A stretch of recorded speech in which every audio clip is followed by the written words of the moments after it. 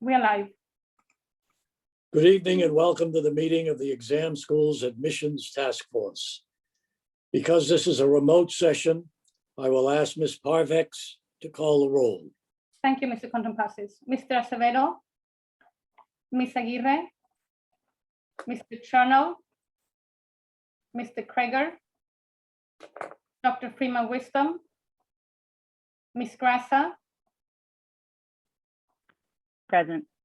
Ms. Lam, Present. Ms. Nagasawa, Present. Garrett, Present. Dr. Tang, Present. Ms. Waite, Present. Ms. Sullivan, Present. and Mr. Contompasses. Present. Thank you. Thank you. We are pleased to be offering live simultaneous interpretation in Spanish, Haitian Creole, Cabo Verdean, Portuguese, Cantonese, Mandarin, Vietnamese, Arabic, Somali, and American Sign Language. After I finish introducing the interpreters, we will activate the interpretation icon at the bottom of your screen. Click the icon to select your language preference. Our Spanish interpreter this evening is Luz Barreto Longus. Will you please invite our Spanish-speaking audience to switch their Zoom channel in Spanish? Good afternoon. My name is Luz Barreto Longus, and I will be your Spanish interpreter for today. Buenas tardes, mi nombre es Luz Barreto Longus y seré su intérprete de español hoy por la tarde. Por favor, diríjase hacia el final de la pantalla y busque el icono de interpretación donde verá el globo y podrá tocarlo para buscar el idioma español. Y así podrá estar en el salón de español oyendo esta presentación. Muchas gracias. Thank you. Our Cabo Verdean interpreter is Jose Correa. Yes. I'm Hello, sorry. my name is Jose. Jose Correa, that's fine. Please give the Meu nome Zoom instructions in Cabo Verdean. Yes. Hello, meu nome é José Correia, estou ali para Juranhosco naquela sessão ali, na intérprete crioulo. A hora que nós entramos naquela sessão, que parte daquele globo, nós trabalhamos, nós escolhemos que é a língua de Cabo Verde, que é crioulo, então começa a intérprete para nós, e no fim, se nós temos perguntas, nós entramos na chat, nós apanhamos perguntas na chat, e também, onde nós por levantar a mão, nós fazemos pergunta, e depois nós Juranhos na sessão com inglês. E agradeço bastante, nós participamos naquela reunião ali, e também tudo gente que está ali naquela reunião ali, está grato para nós participar, e agradece, se nós temos qualquer pergunta, nós levantamos a mão, quem nos hesita, ou nós podemos pôr na chat da Juranhos, ok? Obrigado. Thank you. Thank you. Our Portuguese interpreter is Christiane Leitner. Please give the Zoom instructions in Portuguese. Olá, boa noite. Meu nome é Cristiane, eu sou intérprete de português brasileiro. Se você precisa acompanhar essa reunião em português, assim que eles liberarem os canais, você vai ver um globo na parte de baixo da tela. Você clica nesse globo e escolhe o canal português. Eu vou estar interpretando simultaneamente. Se você está assistindo essa reunião por um celular, no canto direito superior você vai ver 3 pontinhos, você pode clicar ali e escolher o canal português para interpretação. Obrigada. Thank you. Our Vietnamese interpreter is Duyen Tru. Please give the Zoom instructions in Vietnamese. Good afternoon. My name is Duyên Triệu. I'm Vietnamese interpreter for tonight. Xin chào anh chị. Tôi sẽ là thông dịch liên tục cho các anh chị. Nếu mà cần ngôn ngữ tiếng Việt, xin chọn quả cầu và bấm vào tiếng Việt thì tôi sẽ cung cấp thông dịch liên tục cho các anh chị. Thank you. Thank you. Our Cantonese interpreter is Anna Tse. Please give the Zoom instructions in Cantonese. Thank you, Mr. Contompasses, and good evening, everyone. 大家好，我係 Anna， 我係你嘅廣東話同步翻譯。今日咧會為大家提供廣東話同步翻譯服務。有人見到我哋球兒撳 Chinese 就會成功進入咗廣東話翻譯頻道噶啦。如果你係用手機嘅話咧，就記得撳個3個點，然之後有更多，咁咧再揀 Chinese， 亦都會成功進入咗廣東話嘅翻譯頻道噶啦。多謝大家，一陣間見。Thank you. Thank you. Our Mandarin interpreter is Terry Yin. Please give the Zoom instructions in Mandarin. Thank you, Mr. Contompasses. 大家好，我叫 Terry，我会是你们的国语翻译。待会你们屏幕下方就会看到一个地球仪的图标，你点这个地球仪的图标，然后选择 Mandarin，你就可以听到国语的翻译了。如果你用手机或者 iPad 上的话呢，你可以选择屏幕下方的3个点，再点一下语言的选项，选择 Mandarin， 然后也可以进入到普通话的翻译了。好，谢谢大家，一会儿见 ，Thank you。 Thank you. Our Haitian Creole interpreter is Sergio Saint-Hilaire. Please give the Zoom instructions in Haitian Creole. Good evening. This is Sergio Saint-Hilaire, Haitian Creole interpreter. C'est un plaisir pour nous pour avoir aujourd'hui pour nous traduire pour encore et que nous prenons tout contentement nous pour nous faire comprendre tout ce qui a passé dans l'après-midi. Si vous avez besoin d'entrer dans la conversation, vous cliquez sur le globe qui est en bas et puis vous pouvez rentrer. C'est dans ça qui est French que nous est. Eh bien, nous demandons pour partager tout ça qu'on a fait, tout ça qu'on a dit, tout ça qu'on a besoin de dire et puis m'a traduire pour surtout bonne écoute. Merci beaucoup. Thank you. Thank you. Our Somali interpreter is Camilla Jamal. Please give the Zoom instructions in Somali. Okay, good evening everyone. My name is Camila Fatun.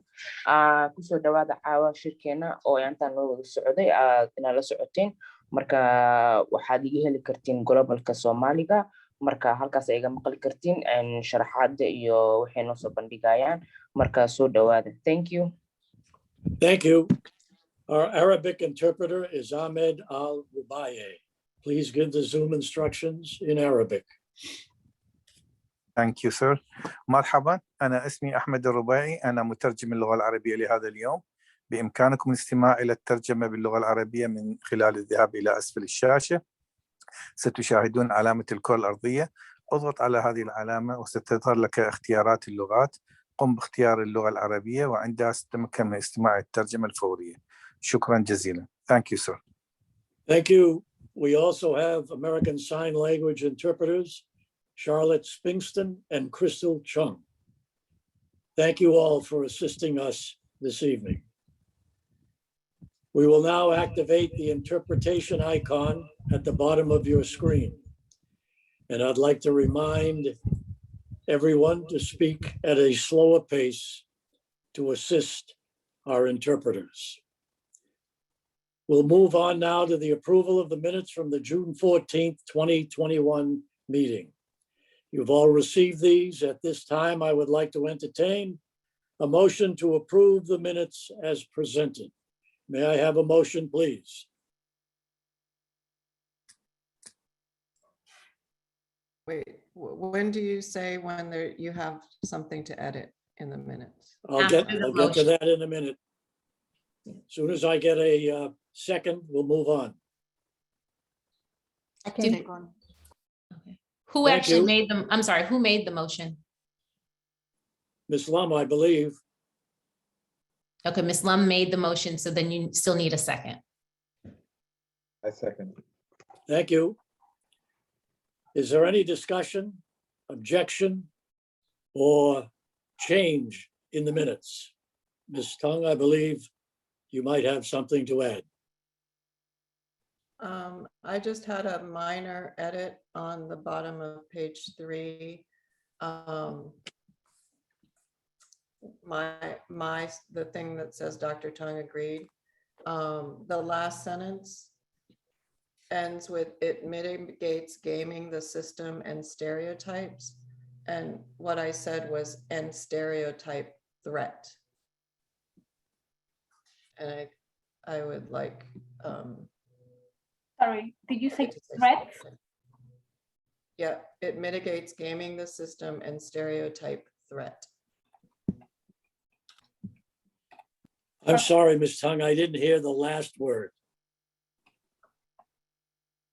Sorry, it's threat. Threat. Thank you. THREAT. Got it. Are there any other corrections, additions, or deletions? Hearing none, Ms. Parvex, will you please call the roll? Yes, Mr. Acevedo? Ms. Aguirre? Yes. Mr. Charno? Yes. Mr. Kreger? Yes. Dr. Freeman Wisdom? Yes. Ms. Grassa? Yes. Ms. Lam? Yes. Ms. Nagasawa, Yes. Ms. Garrett, Yes. Dr. Tang, Yes. Ms. Wade, Yes. Ms. Sullivan, Yes. and Mr. Kuntam passes. Yes. Thank Yeah. you. We'll move on now to the approval of the minutes from the June 17th, 2021 meeting. At this time, I would like to entertain a motion to approve the minutes as presented. May I have a motion, please? I move to approve the minutes with any necessary corrections. Thank you. Is there a second? Second. A second. Are there any corrections, additions, or deletions? Hearing none, is there any objection to the motion? Ms. Parvex, will you please call the roll? Thank you. Mr. Acevedo, Ms. Aguirre, Yes. Mr. Chernow, Yes. Mr. Kreger, Yes. Dr. Freeman Wisdom, Yes. Ms. Grassa, Yes. Ms. Lam, Yes. Ms. Nagasawa, Yes. Ms. Garrett, Yes. Dr. Tang, Yes. Ms. Wade, Yes. Ms. Sullivan, Yes. and Mr. Kuntam passes. Yes, the minutes are approved. Thank you. Thank you. We'll move on now. Before we take the next item on the agenda, I'll just remind everyone that we will be meeting on Monday and Tuesday, beginning at 5. And recognizing that we have a short timeline, we will hopefully by the end of Tuesday, if not by the end of Monday, reach consensus or have taken votes so that we can provide the superintendent and the school committee with a list of our recommendations. There is data that will be reviewed this evening. It is not complete. So therefore, more data will be forthcoming probably before Monday's meeting. All of the data requested this evening has to do with one of the action items on seat assignments. So we will not be taking any action on the seat assignment item. The other action item is an eligibility requirement or eligibility criteria. It is my intent to present a summary of where I think we have discussed as much of the eligibility requirements as we can. And there will be a slide presented. And if indeed we will find time, I hope this evening, to discuss it. And if possible, we will either reach consensus on it or take a vote or delay it until Monday. But I would suggest to you that both of these action items must be completed, obviously, before we make our recommendations to the superintendent and the school committee. So with that in mind, I'll turn it over to Ms. Sullivan for comments and to move on, if you will, to the data requested. Thank you, Mr. Contampassis. I do want to, in advance, thank the members of the task force for your diligence in this work, for your commitment to really meeting the charge that has been set before us, which is, it is quite the challenge to balance, all of the factors that we've been charged to balance, expanding the applicant pool being one, and maintaining rigor being another, ensuring that, or help, not ensuring, but being mindful of the geographic diversity represented in the schools, being mindful of the socioeconomic diversity within the schools, and also the racial and ethnic diversity within the schools. All of those factors, I think, probably presents one of the most challenging the most challenging questions for us to answer that we've seen yet this year in this space. And so I do appreciate your diligence. I appreciate your focus. I appreciate your commitment to trying to doing the best that we can on this. With that being said, we've got a long few days ahead of us. But I do remain optimistic that we are going to present to the school committee a solution to this charge that really does meet the moment. And so I thank you in advance for the time that you're going to put in, that you've already put in, but that you're going to put in, that we're going to put in. And I remain committed to us achieving consensus. And what that means for me is that we come to the point where we have a solution that we all can feel helps to move our city forward, helps to move our district forward, helps to move these 3 schools forward. Okay. And that's for me the goal, recognizing that it is going to require all of us to give on some points that we may feel deeply passionate about, that we may feel are important issues or points. But the goal here is to take steps, not just a step, because we are capable of taking steps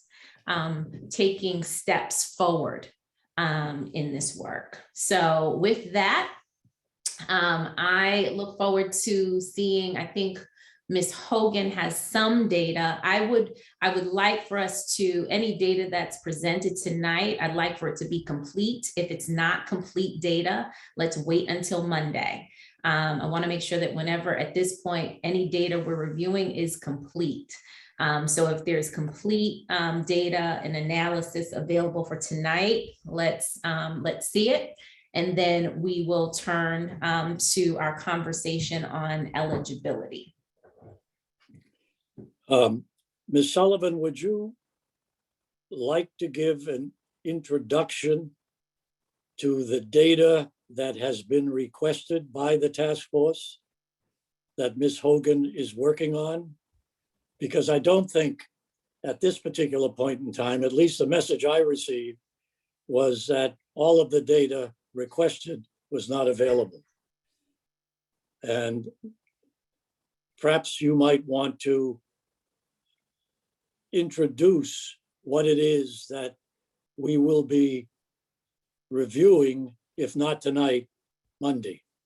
So I'm not sure I understand the question, but what I can share is the outstanding data request, which is again related to census tracts and census tract groupings. And so it is my understanding that there is a team working diligently to look at census tracts, look at census tract data, census tract groupings, and to also look at, I believe, some of the data relative to what do you call populations? What am I looking for? What's the word? Some data related to school-age children, sorry, in the city of Boston. So my understanding is that that data is still being gathered. That's at least my understanding. Ms. Hogan, you'll correct me if I'm wrong. And that it is forthcoming. But most importantly, my understanding is that the team is working diligently to pull everything together. So am I hearing that your preference is to delay any presentation on the data until it is complete? What I stated is that if there is any data that the team is still working on, rather than present partial reports, let's wait until the work is complete so that we as a task force have a complete picture versus getting the information in drips and drabs. So I guess my question for Ms. Hogan is, do you have any updated data that you can share with us tonight? If not complete data, if not, then let's get on to the conversation about eligibility, because I'm sure that's going to take us the next 2 hours.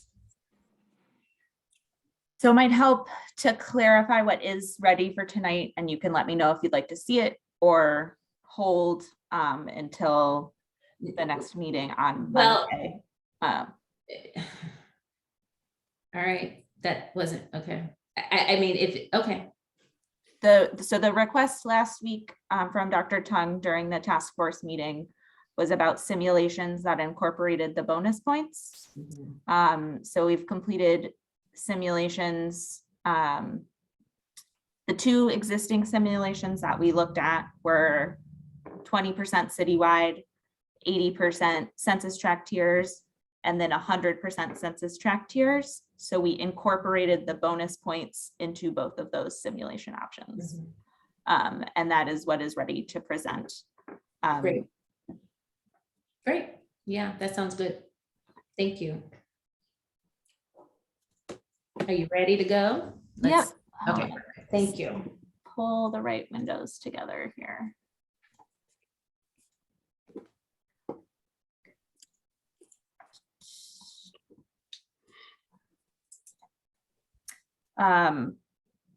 So this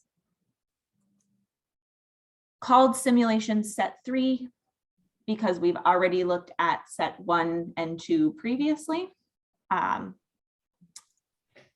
so as a reminder, the assumptions within these simulations, there are 1,000 invitations to distribute. 20% in this simulation would be distributed citywide through a straight rank. 80% of invitations would be distributed by tier with 100 invitations per tier. The yellow text highlighted is new text related to these simulations. So the other addition is that students attending a school with 50% or more economically disadvantaged students receive a 10% bonus on their overall score. So the same with the previous simulations. This data set is the 7th grade applicants from school year 2021. I'm sorry, so that's pre-COVID. So that Correct. folks understand that's pre-COVID. Okay. GPA was calculated using fall grades only. It's 50% GPA and 50% IC score in this simulation. Again, it doesn't incorporate school preference.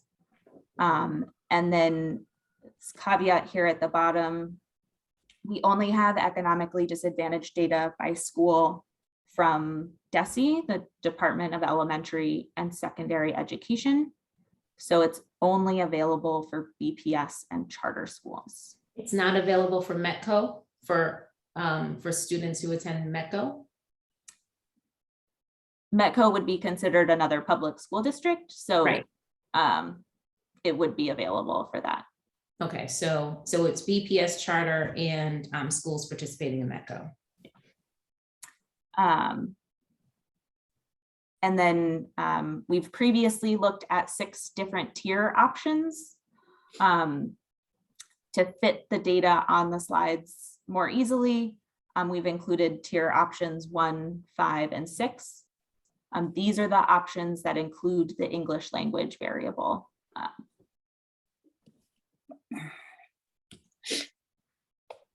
So this should look very similar in format to previous slides you've seen. The top table is a reminder of past data. And the bottom table shows the results from the simulation. This left half of the table separates the 20% and 80%. And the right half of the table shows the 20% and 80% together. So Ms. Hogan, I'm sorry, can we, so 1920 is the last pre-COVID year, is that correct? Or which? So, trying to make sure we're following here. Yep. So the school year 2021 applicants, 2021 refers to the year that they enroll. So 2021 is the year they enrolled. Yeah. And so they were in 6th grade in 1920.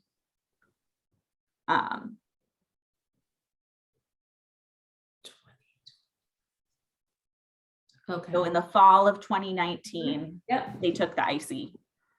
Okay. They went through the application process and then enrolled in 7th grade in the fall of 2020.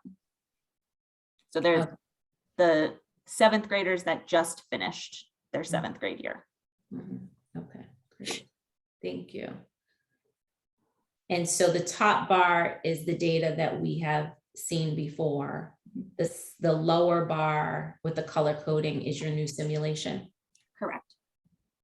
And this is reflective of what the applicant pool would have looked like for school year 2021. Yes. Had this been, okay, had the 10%. This is the high poverty indicator. We haven't used the term bonus points. So I just want to be clear, that's new, that's new terminology. So this is the high poverty indicator that has been discussed. Okay, all right, thank you. So let's see. Mr. Chernow. Quick question, is this data, if students took the 50, is this based on the 50% grades, 50% ICE? Yes. Okay. And I'm sorry, and then in your bottom row, are these applicants actual, or what is this reflective of? The bottom table are the simulation results. Okay, so it would just be simple okay, to compare to the, got it, thank you. Ms. Garrett? Was just wondering if you could explain what it means that, can you kind of explain the 10%? The high poverty indicator? Not the high poverty indicator, but how it's implemented in like an algorithm, or what 10% actually means relative to, because we don't have points. So I just want to understand, because to your point, bonus points doesn't sound like the correct term. Yeah, right. But I see that it's a 10% kind of advancement, but I just don't quite understand what that means just from an implementation perspective. So to combine the GPA and test score together with equal 50% halves, right? 50% GPA, 50% ISEE. We looked at scaling that to a 0 to 1 scale to say, like, how many of those possible points between 0 and 1 would you receive? So if you have a 12 GPA, you would get that full point because that's an A+ and that's the highest you can go. We did the same with the IC and looked at the total possible points and scaled the scores that way, and then added them together, giving you a total possible score of a 2. And then what has been referred to is 10 points in conversation. And so made the choice of 10 being 10%. I think that is a decision point that needs to be made, but had not been defined enough through conversation at this point. So in this process, 10% of 2 would be 0.2. Does that help, Ms. Garrett? I believe so. So if there were a mechanism, for instance, where grades were the only, for example, the only thing comprising a score, Because for instance, we've been talking about exam as a threshold, which is a really different model from this. It would basically be a 10% increase of the grade average. I don't like to say GPA either, but the grade average is what the 10% would mean. Is that right? Yeah, and I think what has been referenced in conversation has been 10 points, but to your point, because we don't have necessarily a point system, we needed to make a decision on how to simulate that, and so interpret it as 10%. But again, would need to be a decision point. Great. Thank you. Ms. Aguirre? Yeah, sorry, another clarification. So this, let's call it 10%, will be applied to students who attend schools who have like 50% or more of students like with low socioeconomic status. Is that right? Yes, that meet the economically disadvantaged definition, which is participation in a state aid program. So for instance, SNAP for food benefits, Mass Health, Medicaid. I believe there's one or two others that the state considers in that definition. Yeah, but you know, I wonder, like students who are part of the MEDCO program, I am assuming that most schools in like Concord or Brookline, etc., they are not going to be qualifying for this 50% low socioeconomic status. So these students who are in MEDCO will somehow like be automatically out of the possibility of getting the bonus, regardless of their family situation. It could be, yes, because it's based on the school. We do not, we do not have access to student level. I think Ms. Nagasawa may have asked about this a few weeks ago in terms of having access to student level or family level socioeconomic data. So anything that we propose is going to be even similarly, so like this, even using the tiers, the SES tiers, is going to be based on kind of more macro versus individualized for any student. But this would apply to any student who is attending a high poverty school, with the rationale being access to resources, right? So if you're attending a school that is not high poverty, then in theory, right, we haven't checked all of them, you are attending a school that is well resourced, then you're more likely to have access to the necessary tools that would help and curriculum that would help prepare you for any of these assessments. Yeah, I mean, and I see that, but I still think that's a little bit of problem for the MEDCO students. And also on the other side, I mean, not in every school with like the 50% low economic status, that means that maybe 50% of the kids don't apply for that. So we may end up giving the 10% bonus to students who have like actually enough resources at home. So that also maybe is not the best idea. What is the alternative for those children who are? I don't know. I'm just kind of like wondering aloud here. Ms. Grassa? Yeah, Ms. Aguirre, I just wanted to add that like it would be the same for students whose families would potentially be designated as economically disadvantaged in BPS, even if they attend a school that is not considered to be economically disadvantaged, to the same as the students who are attending MEDCO schools. So that would happen actually similarly across schools, because I would say every school in Boston has students who would be designated as economically disadvantaged, but they would not get the additional points based on the school that they attend. I am just curious, I know 10 has been the number we've been saying all along. and I didn't know if there was a statistical significance to the number 10. Just curious why we picked 10. That has been the number that has been brought up in this conversation through all of the task force conversations. So I'm not aware of any particular statistical significance.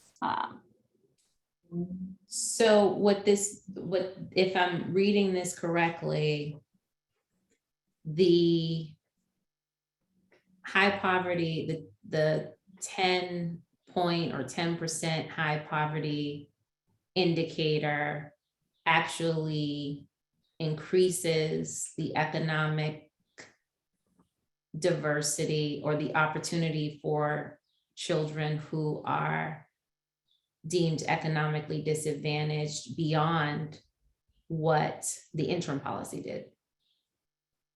Am I reading that correctly? That's what the simulation is showing, yes.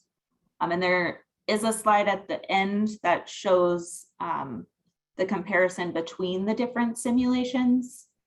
So you have a better sense of what the addition of this 10% looks like compared to simulations without it. And just for clarification, option 1, option 5, and option 6, what are those? Those are the tier options. Remember, if you, I can show you a slide. I thought there were 8 tiers. There are 8 tiers, but there were 6 tier options that used different variables within them in the calculation. And my understanding from task force conversations is that we have not decided between option 1, which would be the same as what Chicago uses, option 5, which would take out median household income and use the percentage of people in poverty in its place, or option 6, which would remove median household income and use the index of concentration at the extremes in its place. And that is an index that compares the number of high income families with the number of low income families and what that proportion is. Right. And 2, 3, and 4, we took off the table because they did not have an EL. An EL factor. Got it. Yep. Okay. Thank you. Ms. Aguirre? Is your hand still raised? Okay. Thank you, Ms. Oden. So the next 2 slides show data by zip code. This is the historical data, the reference slide that you'll see repeated again. And this slide I'm shows. sorry. Can you stay there for a moment, please? Thank you.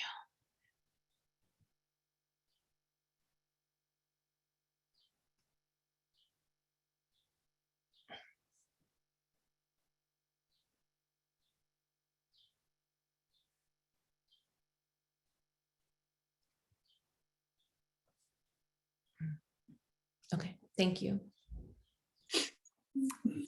So this slide shows the simulation results by zip code.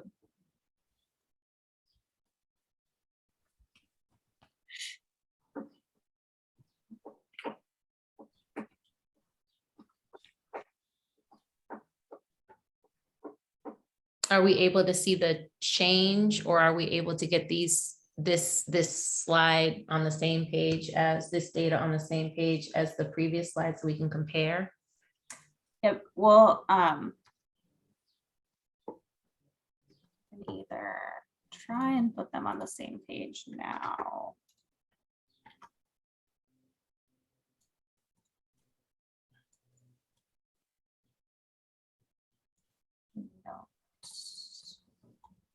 quite fit, but you'll receive Super helpful. all Thanks. of these. Yeah. Great. Thank you.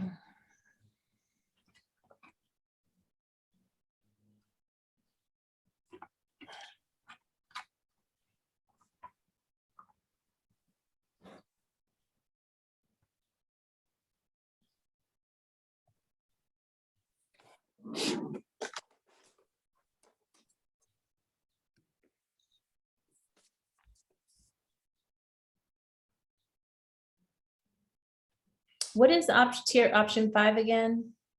Option 5 is the replacement, taking out median household income and replacing it with the percentage of people in poverty.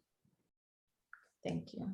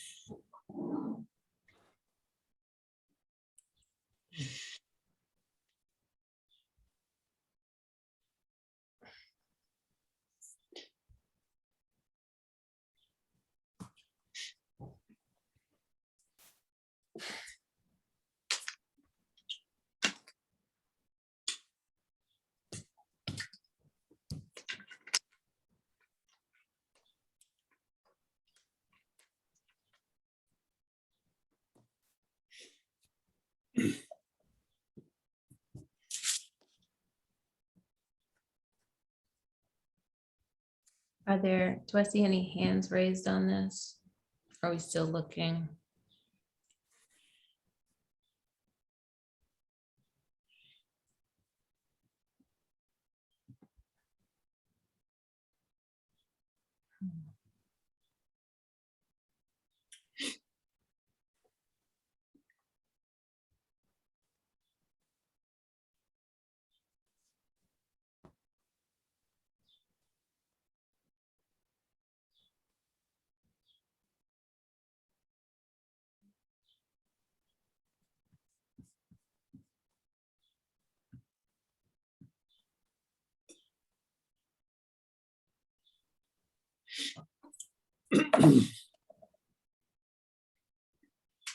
Ms. Hogan, can you scoot over the one that's on top just a little bit? We can, just so we can see so we can see the neighborhoods on the screen, but then also be able to see perhaps the neighborhoods, just a little bit of the neighborhoods on the second screen, just so that we can just make sure that we're following the right.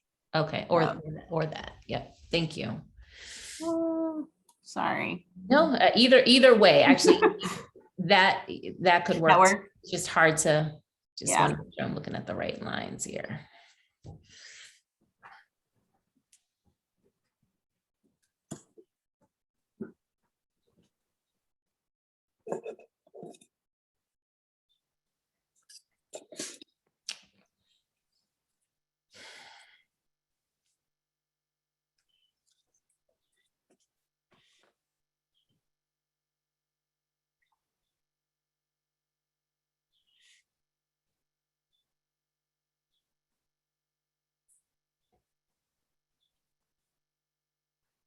All right. Are there any questions? I don't see any hands raised. Or are we okay to move to the next slide? All right, Ms. Hogan, I think we're ready. Thank you. Very similar, again, this time by race.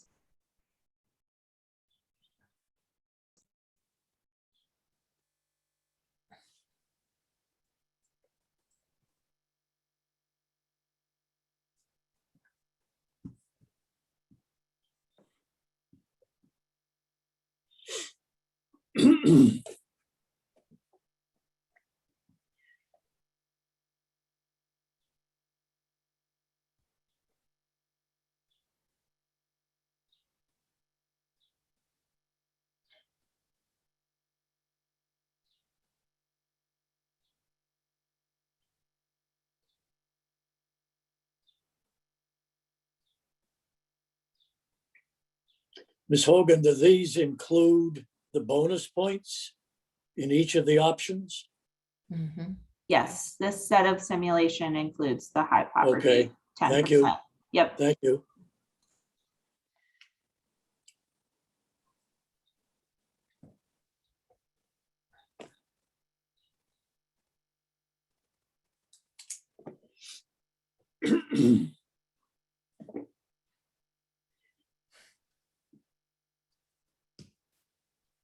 Any questions on this?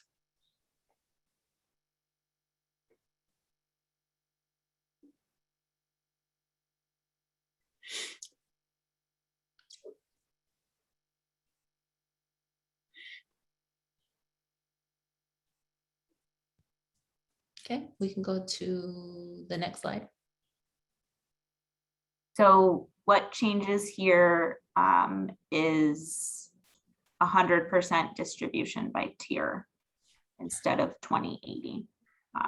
So this is similar to simulation 2 that we've seen previously.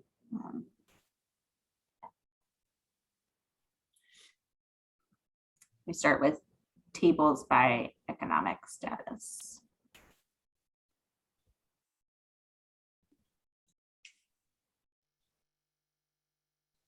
Great, thank you.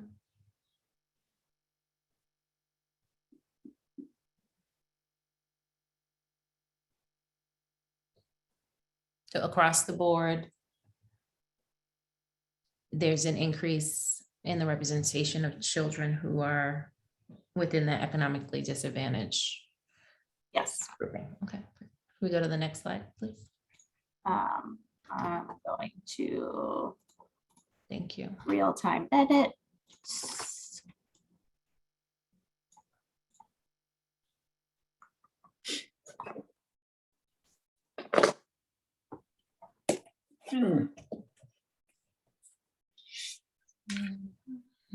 Thank you.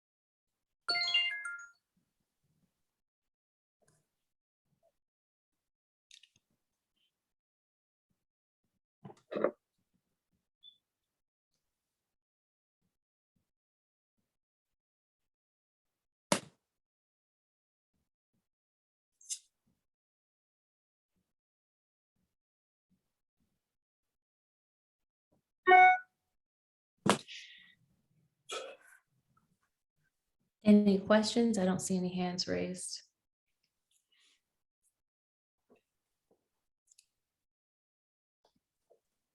Okay, we can go to the next slide. Please. This table again by race.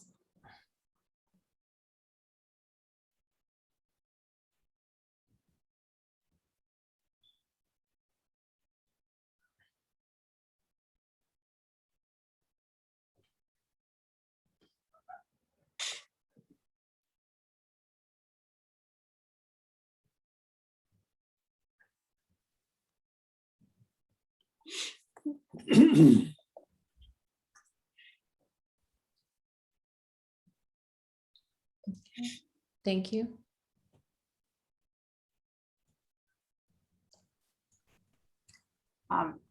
So I mentioned this on a previous slide, but also wanted to put the 4 simulation options on a slide next to each other so you could see changes between simulations.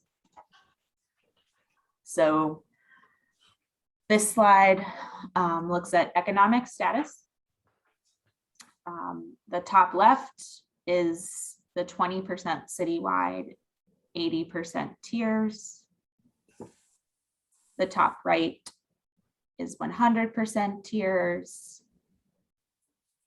Bottom left is the 20% citywide, 80% tiers with the high poverty. I'll change that language. And bottom right is the 100% tiers. So the impact you see is the increase in the economic disadvantaged percentage with the addition of the high poverty indicator. Thank you. Next slide, please. For the zip codes, I split them into 3 slides to try and make it easier to read. So this is under tier option 1,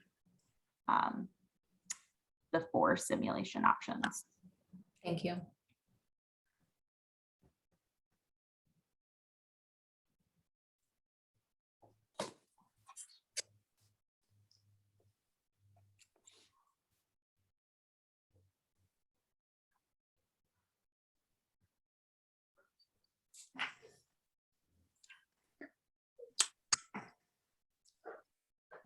Thank you.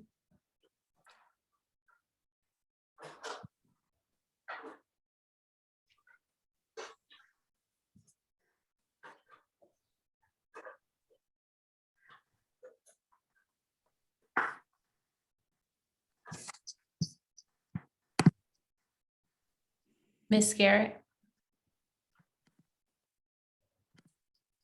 Which year is counting for the school that the student attends? It is their school at the time of application. So it would be the 6th grade school they're attending.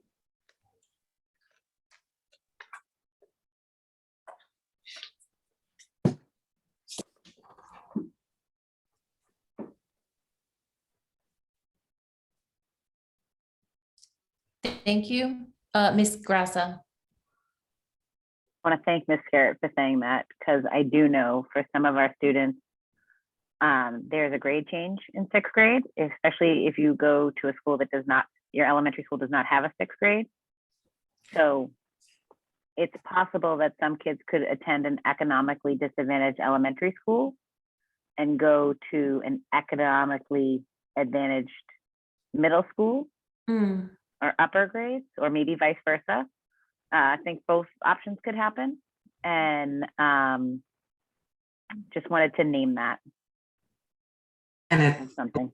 It's more likely that their education would be shaped by the 5th grade year as being a place where they would have been more likely to spend consecutive years of schooling.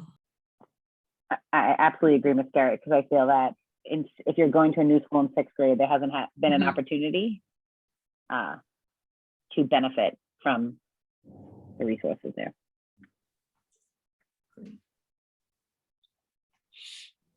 So based on that, it sounds like we should look at the 5th grade school, the school that the child attended in the 5th grade versus the 6th grade, because I agree with that point as well. But I mean, this is, just a note, but otherwise this is very helpful data. Thank you, Ms. Hogan. Can we go to the next slide, please? This is the last tier option by zip code.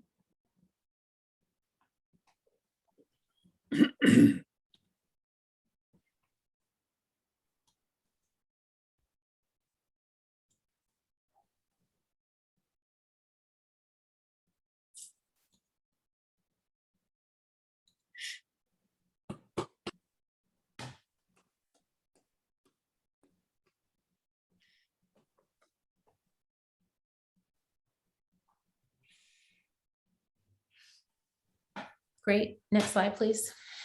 Oh, I'm sorry. Yeah, next slide, please. So this is the same 4 comparisons, but by race.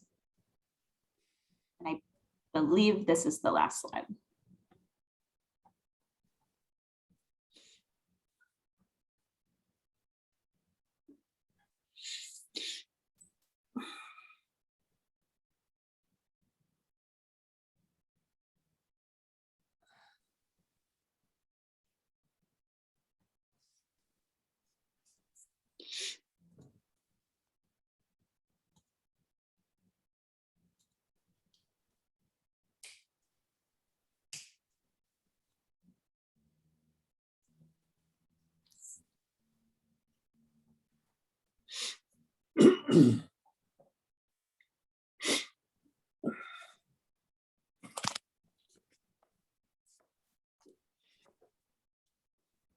This would be the comparison, this, right, this is the simulation run. Okay.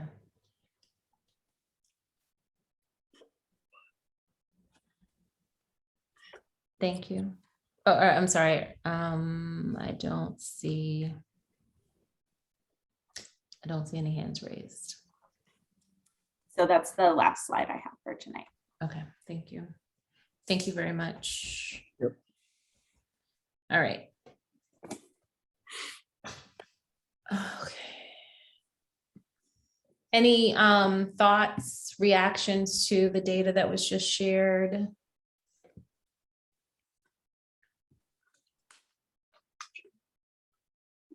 Well, I think it'll take a little time for people to take a deeper look at this, but it seems to me that the high poverty indicator is having an impact.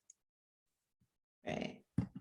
And increasing, right, the socioeconomic diversity piece. So very helpful. All right. Dr. Tung and then Mr. Kreger. One other observation from the slides that Ms. Hogan just showed is that we're much more inclusive when we do 100% rather than 80% by tier. And then another observation that brings in data from an Excel file that Ms. Hogan shared with us that I don't want to, well, I know we're talking about eligibility today and not selection mechanism, but no, we can talk about selection mechanism. We're just likely not going to be able to make a decision until we get that final data set, but we can certainly, we need to talk about as much as possible today. So go for it.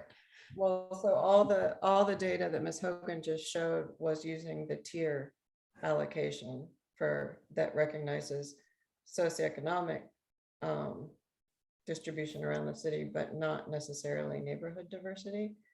And a set of tables, and I can't remember the title of the Excel file, but looking at those told me that the tiers would certainly be an improvement over the pre-pandemic way that we did things citywide, but they're not necessarily better than the pandemic zip code allocation of seats in terms of inclusion and neighborhood diversity. Right. That is what the data shows. Thank you. Mr. Kreger. I'm just going to state first my thanks to Ms. Hogan. Apologies for the pandemic pup making a presence known. My thanks to Ms. Hogan for producing this data. And second, I'm genuinely intrigued about what's here and look forward to discussing this more. Thank you, Mr. Kreger. Anything else? Okay, all right. So I think we're ready to turn our attention back to eligibility. And what I'd like to do, because I just want to make sure that we understand kind of where we left. Mr. Prager, is your hand up for a remainder? Or okay.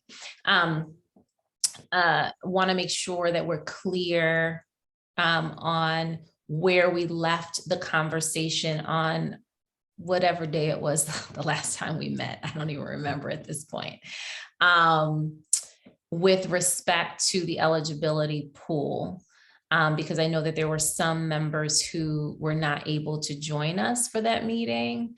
And so, Mr. Condon-Passos, do you want to walk through where we left off? Because I think you had the last word on this with respect to the assessment as a threshold and then the grades, how that would factor in. I hope I have that slide available. Ms. Hogan, do you have it? Give me 1 minute. And what I've tried to do is summarize the discussions that we've had as best I could remember.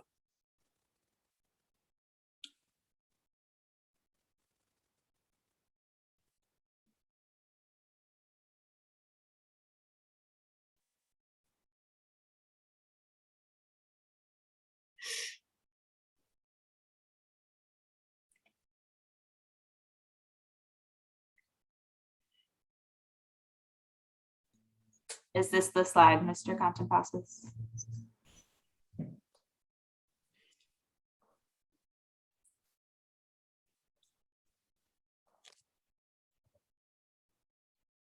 I don't believe so. I submitted one this morning, and I don't know whether it was put on a slide or not.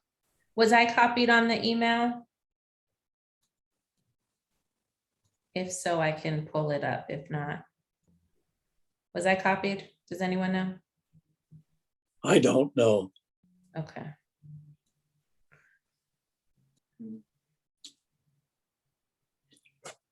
All right, well, let's talk through it. We can do that. We can definitely talk through it. With respect to kind of where we left the conversation, and we were talking about specifically school year or the application process that would begin in 22. And we talked about using, where we left the conversation was using an assessment as a threshold for, could we, Ms. Parvex, okay, I can do it. There we go. Using an assessment as a threshold to get into the pool. And what we had indicated was that a student could qualify for the pool by having either demonstrating grade level performance on MCAS, 5th grade MCAS, or 5th grade NWEA, or indicating grade level using a 6th grade NWEA score. Okay. A student would have 2 opportunities to qualify for the pool. Correct. Right? Once in the pool, we would use, this is again, the last conversation, no decisions were made, just reflecting back what we talked about. Once in the pool, we would use the grades of the student. And since we're talking about 22, that would be the 5th grade ELA and math, then the 6th grade ELA, math, science, and social studies. Okay. I think you mean 23, 24. I'm talking about the application process, like when they would be applying in 22. Okay. All right. Yeah. But this is for school year 23, Yes. 24. Yes. Mhm. Okay, so we take the grades and potentially looking at that high poverty factor as well. And students would be then in that would be used to kind of, depending upon what mechanism is chosen, that would be used to either determine the order in which students have the opportunity to select a seat, whether that's using 100% tiers or using the 20/80. Students would be ranked. Or the other option is, once they're in the pool, having met that kind of assessment threshold and having met a grade threshold of having a B average or better, they would be placed into some sort of qualified lottery. Okay, but I'm seeing heads nodding, and so that's about, so that we had that conversation.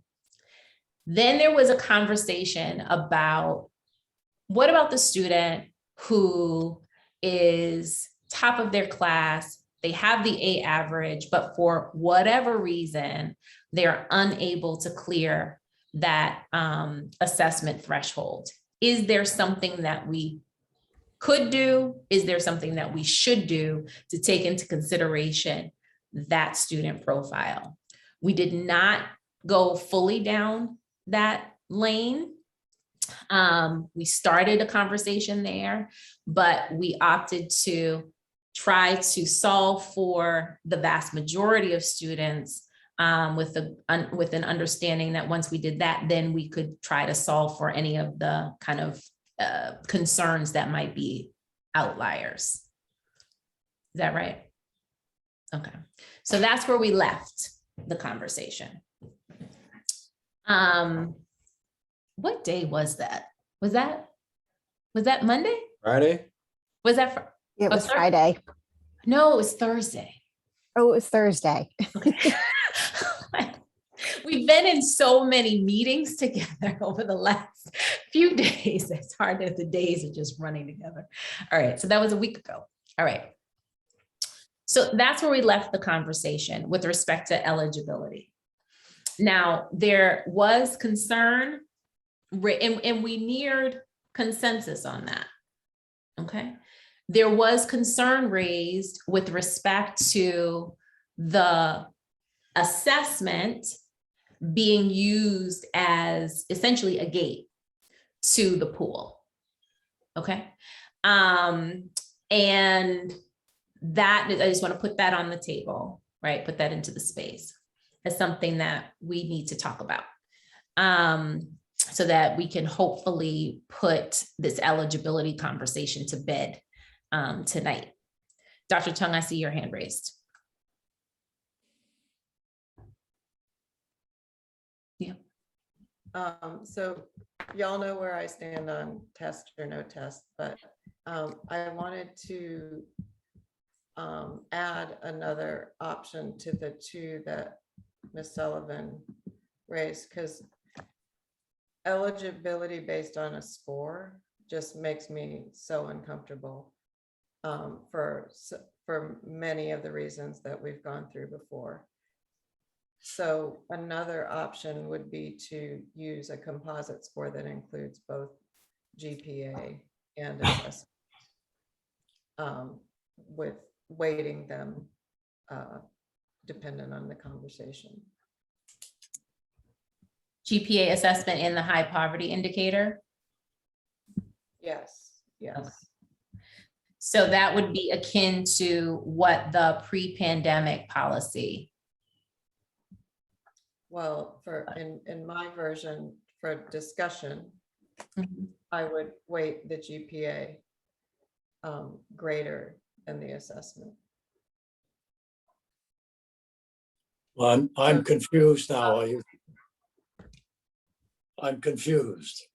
Okay, what are you confused about, Mr. Contenpasis? Am I hearing that we now want to weight an assessment with an individual score? Is that what we're saying? So what Dr. Tung is putting on the table for conversation is the question around whether we could or should do that. Okay. Okay. Miss Dots, okay, hands are up, down. Miss Scarrett, then Miss Lum. Mine was just an additional quick clarifying question. Does that mean that the exam would have to be differentiated by the absolute score of the exam as opposed to a threshold score? Just trying to understand mechanism for the discussion. I think the way I was thinking about it is Ms. Hogan's team would figure out a way to make it, come up with a composite score that deals with the fact that the MCAS is on a different scale than the MAPRO. And we've seen that done in other cities. But it would be to arrive at differentiated scores by students as opposed to everyone needs to reach a specific score. It could be either. So it's just like Mr. Contemplos's suggestion that there's an eligibility cut score on a test. I'm just suggesting that there could also be a composite cut score that's based on GPA and test. Or if the selection mechanism ends up being ranking, that kids would be ranked on their composite score. But the only way for the composite score to be different from a GPA composite score would be for students to get different scores on the test. Is that right? Or meaning a 95 would be different from a 97 as opposed to a threshold model where everyone needs to get an 80. Yes. Okay. Ms. Lum, and then Mr. Acevedo. Actually, I think Ms. Garrett asked the question that I was going to ask, so. Okay, great. Mr. Acevedo. Well, I'm certainly intrigued by this suggestion, Dr. Tung. I guess one of my questions would be, if we were to use this, system for as a sort of like the entry point, where how would the tiers come into to play in this decision, and how would their presence or the drawing from them impact or not the pool and the composite score?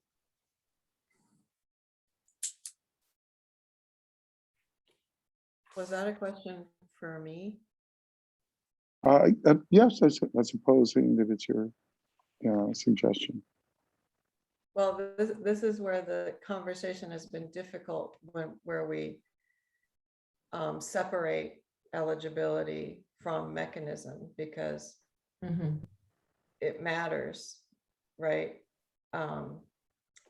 So in my world, in my best world, we would definitely, based on the data we just saw, we would definitely make sure that we distribute seats proportionate to whatever geographic grouping we decide on, geographic or socioeconomic grouping we decide on, whether it's tiers, zip codes, census tracts. And we would also do so for 100% of students and not just 80% of students. And that's all based on the tables that Ms. Hogan has shown us. Does that answer your question? It does. Of course, we'll just need to see how the data plays out, and I think it's worth, of course, and of course the golden question is how would this weighting happen, and what formula or algorithm will it follow? But yeah, I do find it intriguing. I don't want the details to bury the idea quite yet. Well, what? Dr. Tung?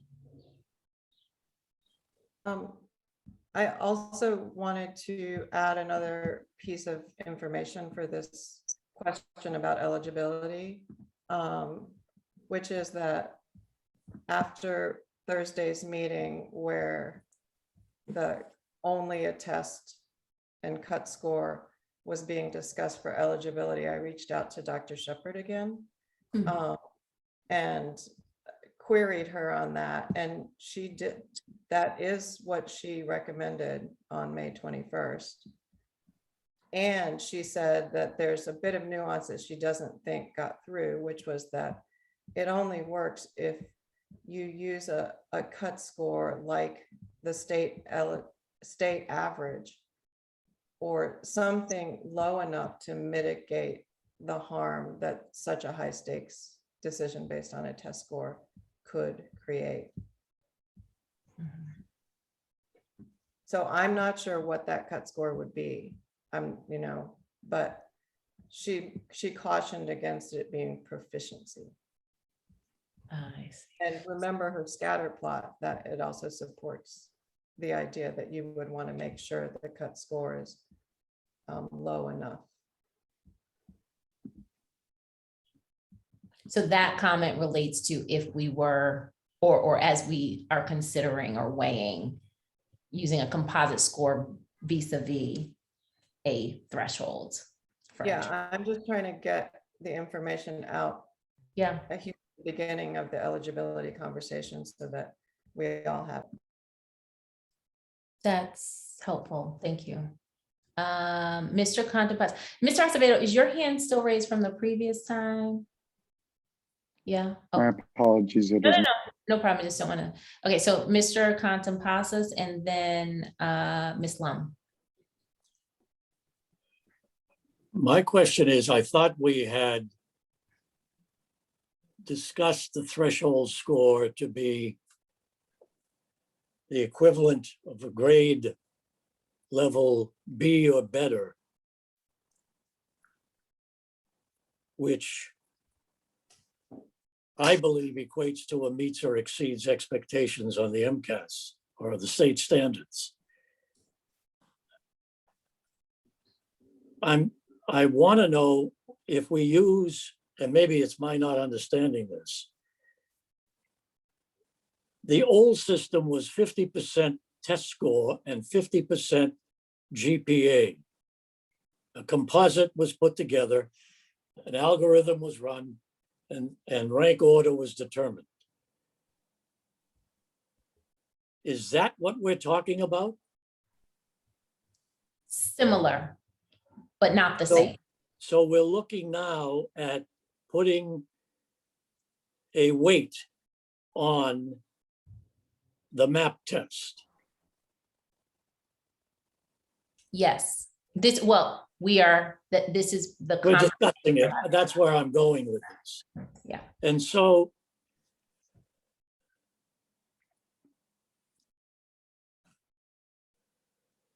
I'm worried about the fact that we kept hearing about a test having coming with some difficulty with students, and particularly with students who haven't been exposed to the curriculum and all that.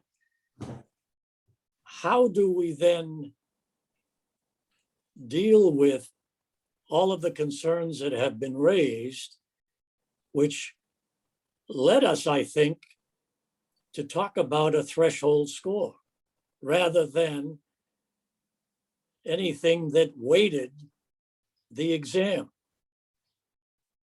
It's not that I'm opposed to that, but it looks as if it's a 360-degree turn. Not 360, I would say 180. Okay, maybe 180. I know a little something about math. Wasn't one of my strong points. But they did find the slide, by the way, that I had put together, and I'd like to show it in a few minutes. But the issue around threshold was meant to determine the readiness of the applicant pool. And it was based on our best thinking, at least, that it should be a B or better. Yeah, so I actually, I have to tell you that, last week I was following that logic, but then as I reflected on the data, and that's my thing, I want to know what the data says beyond what we feel.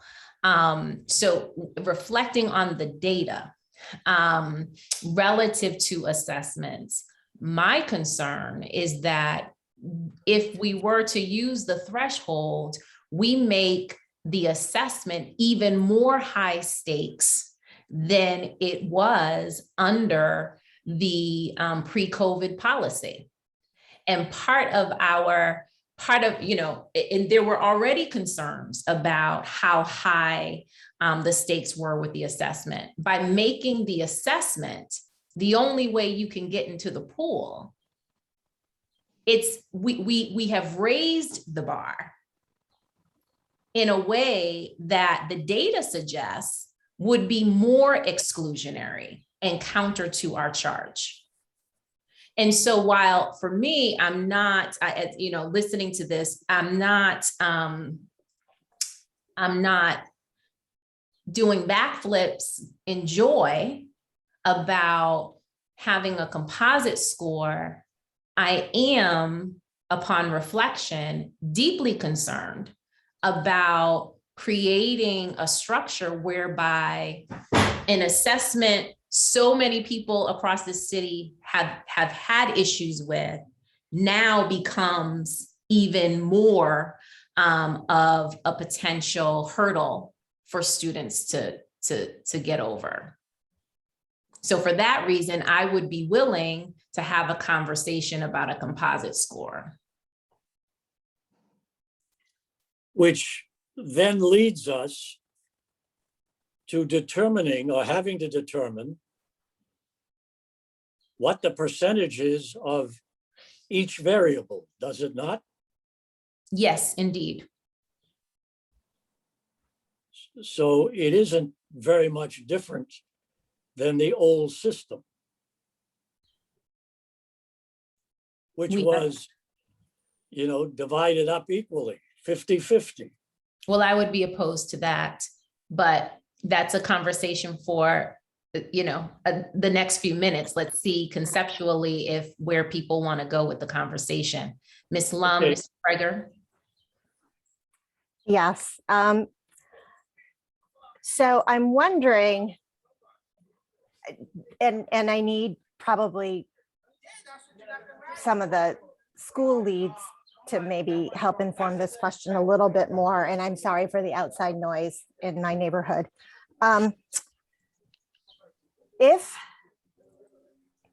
one of the concerns of test scores, assessment test scores, aside from the test prep versus no test prep, recalling the data we saw last year and how students of color perform vis-a-vis white students.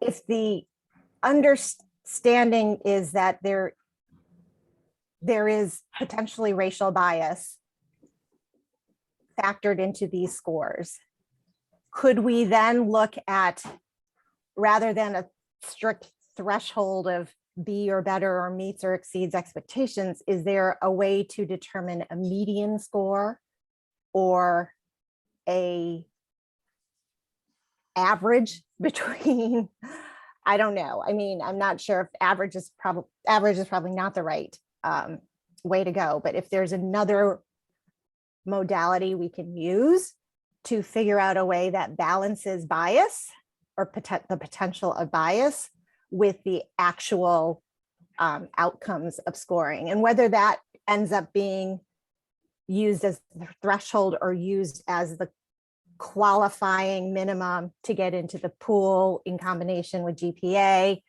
in a weighted measurement, that's for further discussion. But just recognizing that this gap, which having worked for the district 10 years ago, has been persistent since this, for probably longer than that. There is clearly something systemically embedded in that difference that we need to somehow counter with our discussions here. Is there a response to what Ms. Lum, okay, Dr. Tung, I see you. Yes, Dr. Tung. I asked the same question of Dr. Shepherd yesterday, and that's when she said that the cut score should be something like the state or national average, since we don't know which test we're talking about. That would be low enough to we would still have group mean differences, but at least we would include a lot of the kids on the upper left quadrant of the scatter plot that she showed us, so that they would have a chance to get to one of our selective schools.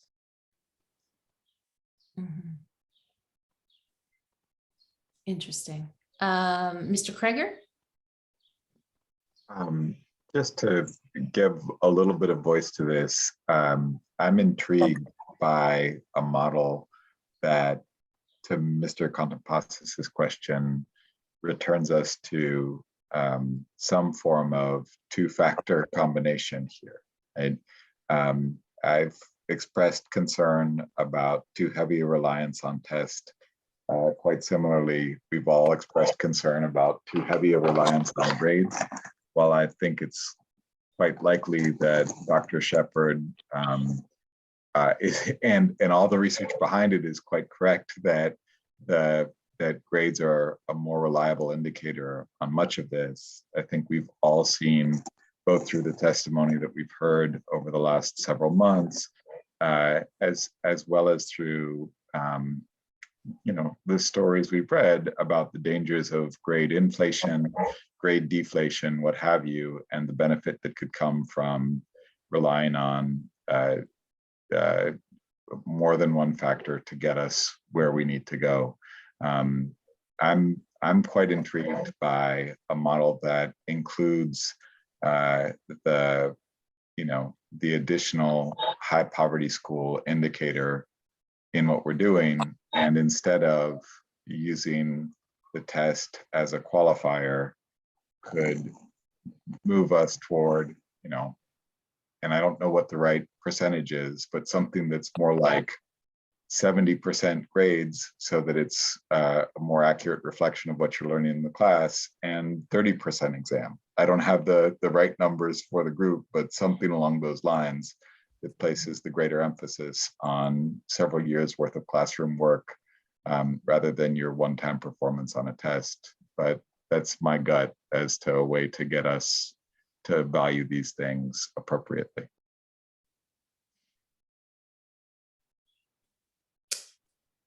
Mr. Contopasis, although you look like you're still thinking, do you want me to go to Ms. Garrett first? Yeah, I think she was first.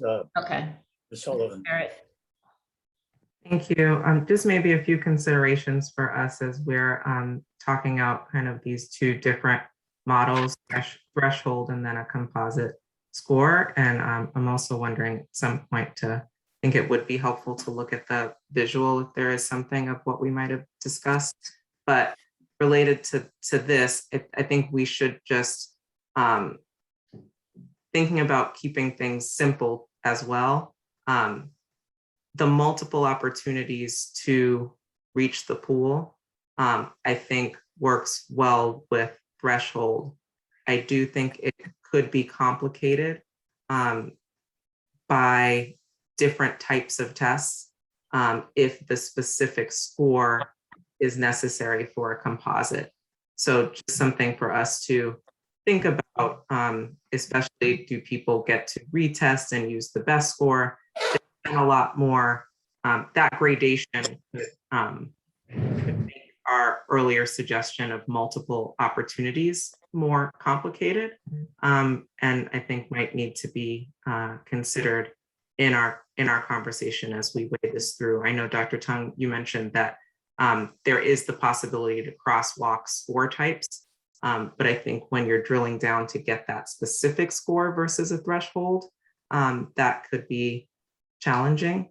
I do, however, also though think that a composite score with multiple indicators does work probably better with that for the high poverty index as opposed to a singular mechanism. But I do have concerns about multiple test types and how that equals into a composite score. So I'm just raising factors for the discussion, but I would like to look at the graphic at some point. Mr. Contompasis. I have a comment, and then I'd like to at least show the graphic that might prove to be of some value. We keep talking about some percentage for a test or an assessment and the grades, but then we talk about a cutoff score. Why would we be talking about a cutoff score if we're doing a composite of both of those variables and ranking students from the top to when we've exhausted the list in terms of seat availability? Does that make sense? I'm not sure I'm following. I only heard cutoff score in relation to using the assessment as a threshold. I did not hear cutoff Okay, score. then I'm mistaken. I thought we were suggesting that we would use a composite of an assessment score and the grades, figure out what a percentage would be for each, and then list the students in rank order.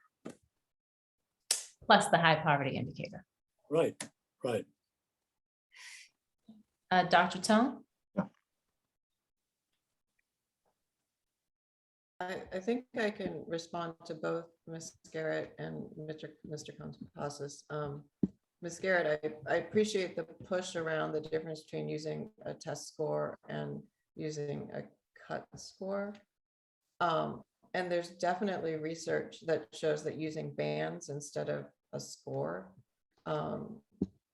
increases opportunity and inclusion, particularly in Singapore.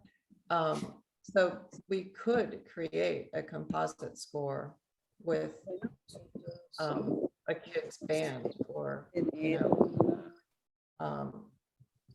level. And Mr. C, the way that either way a kid ends up with a number, whether it's the cut score that we use on your. I'm sorry, there's some background. I'm not sure who's moving and someone needs to be muted. And I'm not sure where that's coming from. An applicant gets a score in your version, as well as a version that adds some weight of assessment and GPA. And with those numbers, we could either go rank score, rank order for selection mechanism, or we could do lottery, qualified lottery. So it's just two ways to get to a number.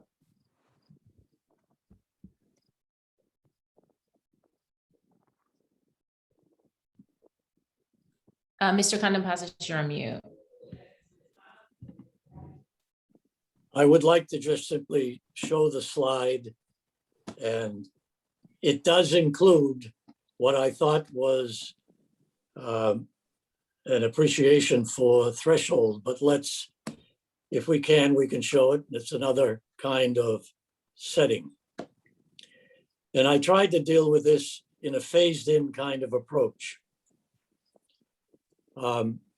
Obviously, the process included a student must meet a threshold for eligibility, which is the equivalent of a meets or exceeds expectations on the MCAS. And this is for 23-24.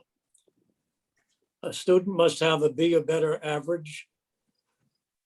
First two terms of sixth grade would be considered in ELA, math, science, and social studies. school year 23, that's for 22-23. My recommendation for 22-23, by the way, was to not have an assessment based on the conditions that we all know were in play during the spring of last year. School year 23-24, we would use, as we had suggested, the final term of 5th grade in ELA and math, and the first 2 terms of 6th grade in ELA, math, science, and social studies. I had not changed, I hadn't done anything with the mechanism by which we would do seat assignments, because I wanted to separate them out. The idea around taking the assessment more than once was also in this. It would have been done during the spring, spring of 5th grade year and during the fall of 6th grade year. If a student decided to take it in the 5th and reached the threshold, they would be eligible for the pool and would not have to take the test in 6th grade, but would have to focus on the 5th grade marks and the work that they would do in 6th grade. If a student missed the test or did not do well on it, they would have a second shot at it. And that was put in play because of the idea that perhaps a one-shot deal, students might have a bad day. But my intent here was to include an assessment in whatever process we chose for 23-24, but that assessment would be a threshold value and would not count toward the ranking of the student. That would be strictly done by GPA. And as I mentioned for 22-23, what I indicated is that there would not be an assessment for that year only, and all applicants would submit a GPA of B or better based on grade level performance standards, meets or exceeds, to become eligible for the pool. And then the GPA would be determined by the mechanism that we had put in place that I thought we had agreed to, and that was 6th grade only, first 2 quarters or first trimester. And they would be in English, language arts, math, science, and social studies. That combination, by the way, in grade 6, I had also recommended would be part of the 23-24 and beyond process. So this was predicated on the fact that we would find a threshold cutoff. But again, we tend to now be looking at reinstating the test and using a score on that test to determine, along with the GPA, a composite score, which could be ranked in order higher to lowest,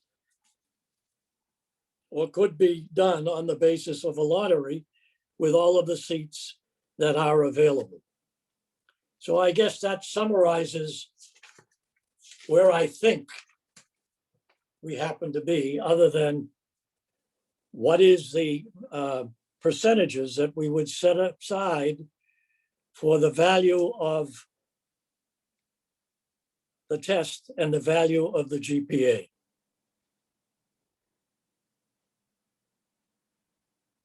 And I would discuss the option of lottery or rank order as we talk about the mechanism for seat assignments. And what I had tried to do, and then I'll turn it back over, was to put in play all of the things that I had heard during the course of our conversation that people were concerned about, including what Ms. Lum talked about, including about having a bad day, including about not wanting to score an assessment. And that's why I came up with an assessment used only for eligibility, which would be the equivalent of what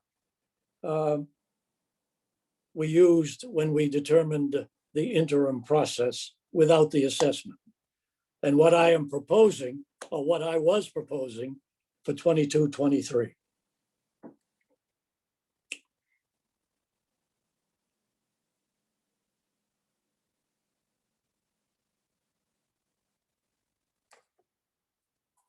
Okay, so do we want to take the slide down?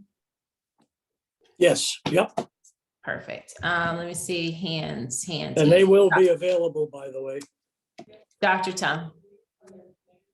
Mr. Contreras, I think one disconnect is that you think using a cut score for eligibility is taking away the stakes on the assessment or the weight on the assessment. And I think it's like 100% on a test for eligibility. And then a question for you is, if we use. Wait, I'm sorry, Dr. Tung, I'm looking at facial expressions. Can you explain what you just, I follow what you just said, but I don't know that, I saw a few heads move, so. I feel Mr. Contreras' frustration, because it sounds like you thought you were reducing the weight, taking away weight on a test by just using it with a cut score to get into the eligibility pool. So it's not involved in the selection mechanism, but my interpretation of using just a test score is that it takes on 100% weight instead of part GPA, part test score. And that is because, again, I just want to make sure that folks follow that, right? Because in order to get into the pool for consideration, the assessment is the only determining factor for getting in the pool, which makes it 100% of the qualifier for the pool. Which all the psychometricians have warned us is a bad idea, especially when the test was not created for the purpose that we're trying to use it for right now. But I have a question, if folks get my point, first point, which is, Mr. Contreras, if we use your eligibility criteria and we agreed that we would do lottery by GEO or SES for the selection mechanism. I'm sorry, again, Dr. Tung, one moment. So I believe, Ms. Parvex, can we help the interpreters get on the right channel? Yes, we're trying. Thank you. Okay. All right. My question is, if we use a test score for eligibility and add points or percentages for attending a high poverty school, and then in a different discussion, we choose lottery over rank order, how would GPA play into that scheme?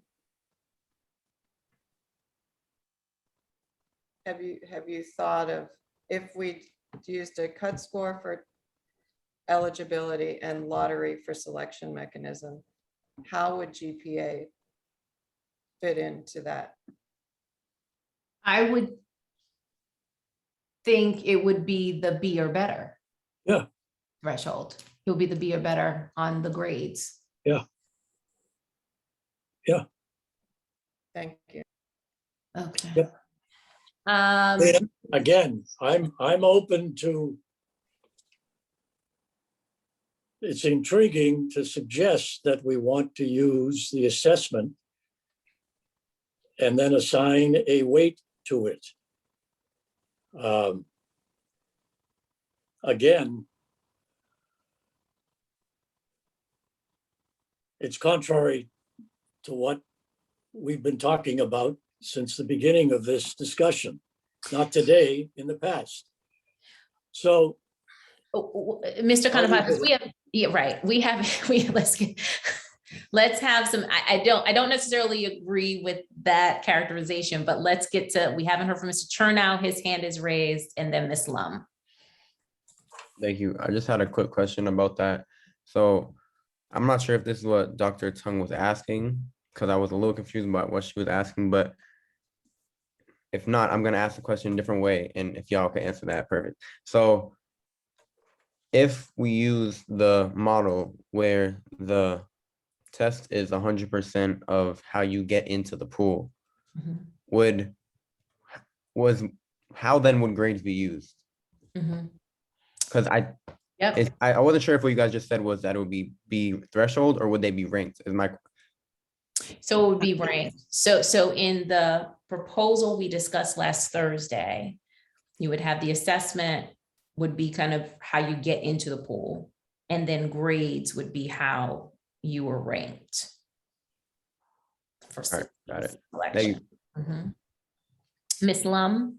But just to qualify, if we were to use a lottery, grades would not play into at all, right? Just tiers. Because it's random. It's not like.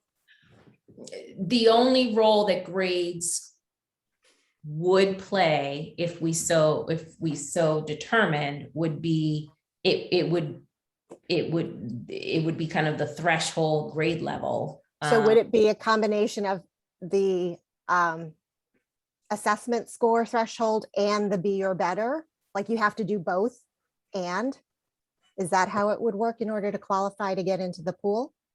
We haven't discussed that actually. Because that's where I was getting confused, and I don't know if that again is where Dr. Tung and Mr. Chernow were going with that question. Oh, that is where you're going. So let me ask this clarifying question. So why wouldn't, let's assume for the sake of conversation, we were going with a composite score that included the high poverty factor, grades, and assessment, okay? And we wanted to do a lottery. That to me would suggest that we'd have to have,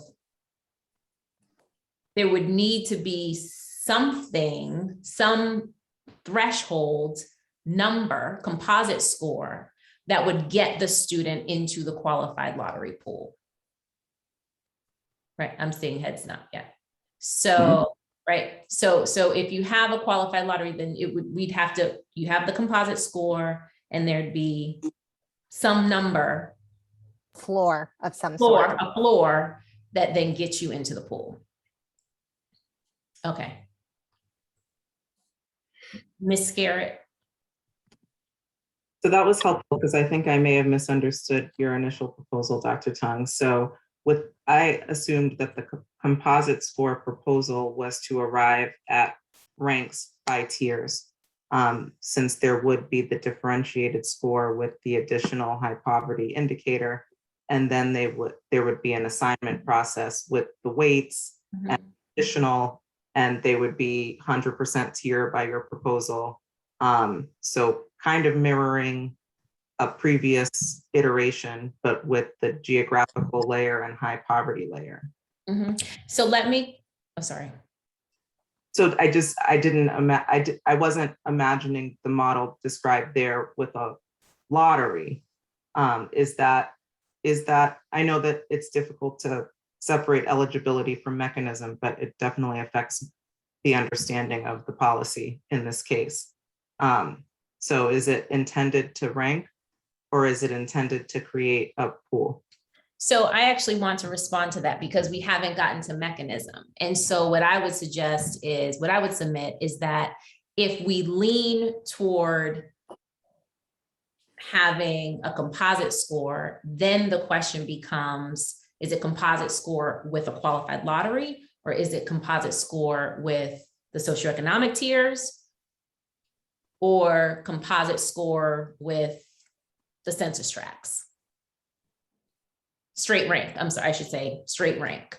So if we lean conceptually toward having a composite score for eligibility, then the mechanism debate would then turn to, should we do qualified lottery? Should we do straight rank? Or should we do a hybrid of the two? Quite frankly, that would be an option as well.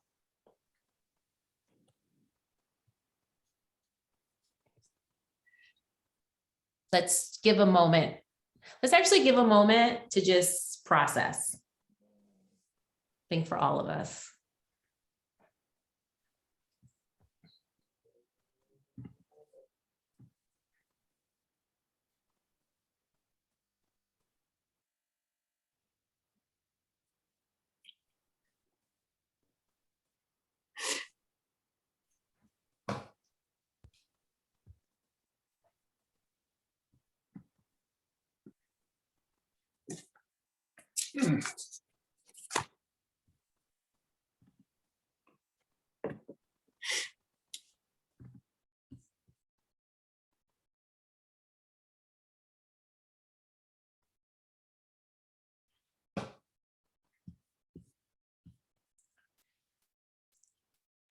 Are folks leaning in either direction? Mr. Contempasis, you're on mute. Thank you. If we were to use a composite score of variable weights, the way it was described, and you went to a lottery, would that not mean that everyone that was in that pool would have an option toward a seat at one of the three schools if you did a straight lottery?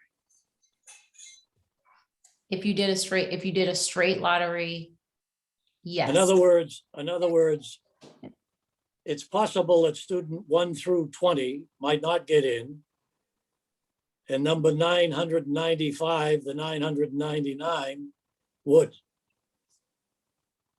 I think the answer to that is yes, because the reasoning behind it is that the pool would have already selected students to be in that pool that all the exam schools that we deemed ready for exam school level work. So the idea would be is that everyone's eligible and everyone's ready. So there's really no difference in who we take. Unless you're a parent. So wait. So before we go, so let me just pause for a moment, because I wanna give folks an opportunity to react to the eligibility piece before we get into a conversation, a full-on debate about mechanism, so that we can figure out kind of where we're leaning, so then we can focus our conversation. So in terms of the options that are currently on the table relative to using the assessment as a threshold versus using the assessment as part of a composite score, how are folks leaning? In which direction are we leaning? Mr. Prager. Okay, he's on mute. Mr. Acevedo. To be sincere, I've always kind of I had to hear Dr. Tung say it a couple of times because I've always imagined for me, the preferable system to be some sort of a composite score. In a way, that's kind of another phrase for all of our conversations. I think we're all seeking a composite, I don't want to use the word mechanism to create more confusion, Ms. Sullivan, but isn't that what we've been talking about since day one? Mm-hmm. So we're really just, we've really just reduced to a phrase. So in a way, actually, Mr. C may have been right with his math to begin with. We are kind of 360 because we're back to 180 in one sense, but 360 in the sense that we are, I think we're all struggling with one measure or another of a composite, of a composite tool to arrive at this. So I'm delightfully comfortable with the idea. Now, of course, the details, right? We would have a lot of work to do before we turn this into a living thing. We'd have to see different, go back, Ms. Hogan will be going back to the drawing board and figuring out, well, what does this percentage look like? If it's, is it 70% grades and 30%, assessment, or is it, 60% grades, 20% assessment, 10%, poverty index? I don't know. But I think it's worth it. And I think it's just putting language to something that we've all been considering since the beginning. Mr. Kreger? Yeah, I lean towards the composite for the reasons already articulated. I want to express appreciation first for Mr. Contopasis walking us through the different ways to use or test as a qualifier. And I want to note that I was one of the people who was most intrigued by the qualifier way to use it, because I thought that would be the means we'd have toward greater fairness. I was swayed by the statements of Mr. Chernow and Dr. Tung when we last met, that we may not reach the fairness we want in that manner. And I'm very intrigued by our ability to use a composite score that incorporates a test in order to get to that. So I'm excited about the option that we have ahead of us, and it makes me hopeful that we can reach a resolution as a group here. How are others leaning? Would love to hear from some folks we haven't heard from today. Would be super great. Or yes, Mr. Chernow. I'm leaning towards the side of composite. I've got a ray of hope. You see that? Yeah, shining light. I'm gonna handle that in a minute. Okay, others? I will be open to the composite. Mm-hmm. School leaders?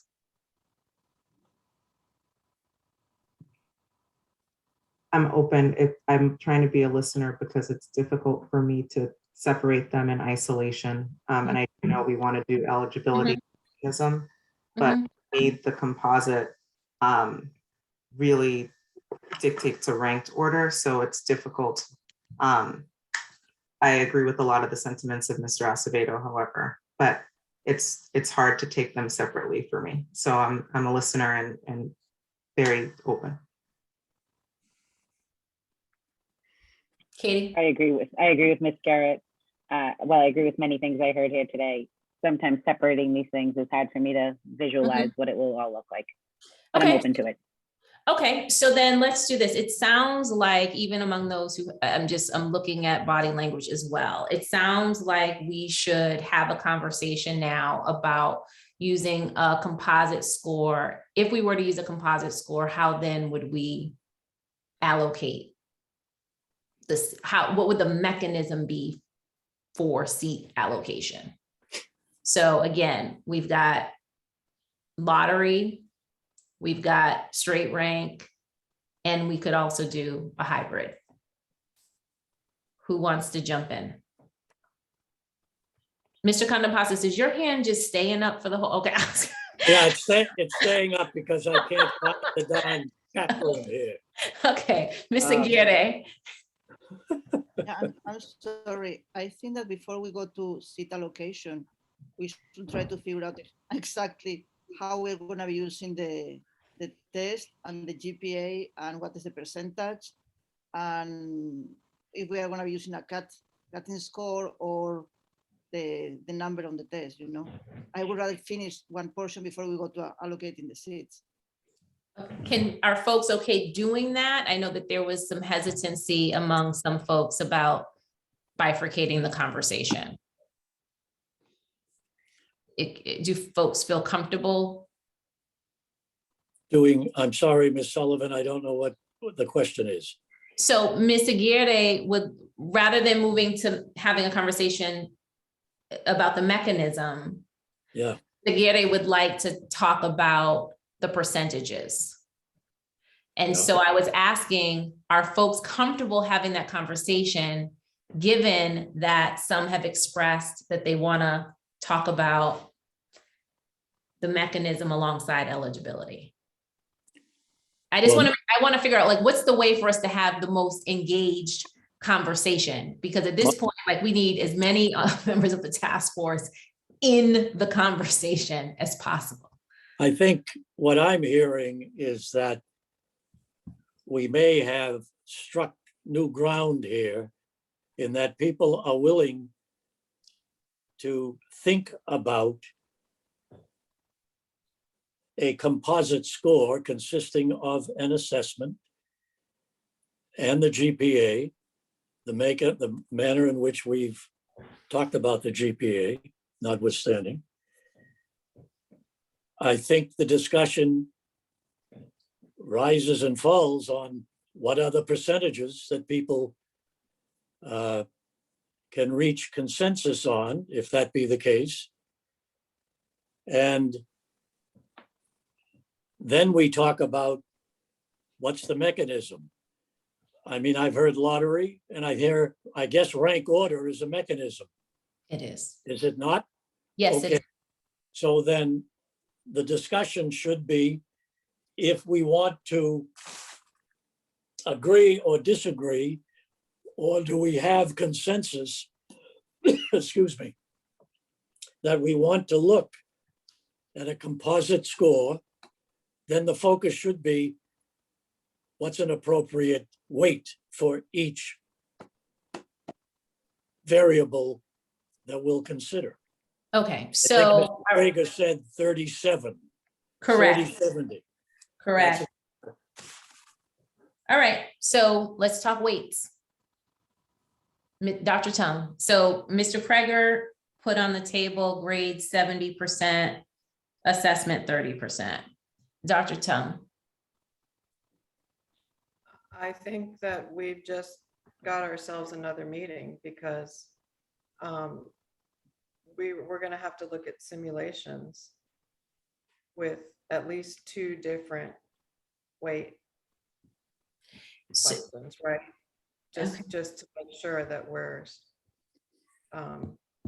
as inclusive as the interim policy. So do you have a recommendation on the weights? Well, with 10% for attending a high poverty school, we just saw that that's a good thing. And I would recommend 80% GPA and 20% test. Okay, I saw a hand raised, but then I think I lost it. Was it up? Okay. Ms. Garrett. I just wanted to make sure we were distinguishing between the high poverty 10% factoring into the composite versus being a component of the 100% total. Great point. So for the sake of this conversation, let's assume 100 points. Or I think that the way that Ms. Hogan was modeling it before, and I would propose a similar structure, would be to solely consider a proportion of grades and tests. And once the composite score was established, to adjust the score as it was done in the simulations by what would be deemed to be a 10% indicator. So you would not have it as a criteria? no, I think we should, it would be applied in the way it was modeled, which would be facilitated with a composite score, because now there's even more data going into the score. And it would play in after the score was determined. So essentially, if someone was in a highly disadvantaged school, coming from a highly disadvantaged school, their composite score would be multiplied times 1.10, correct? Is that what you're saying? Yes, as opposed to saying 10% of the 100% pie is for this. I think that's confusing and difficult, because then not everybody's working with the same available composite. Right. If you were to include it as the criteria, you would need to then scale somehow the poverty, the economically disadvantaged from 0 to 1 or something like that, and include however you scale it. And that would be really complicated, I think, as opposed to a straight additional weight. Okay.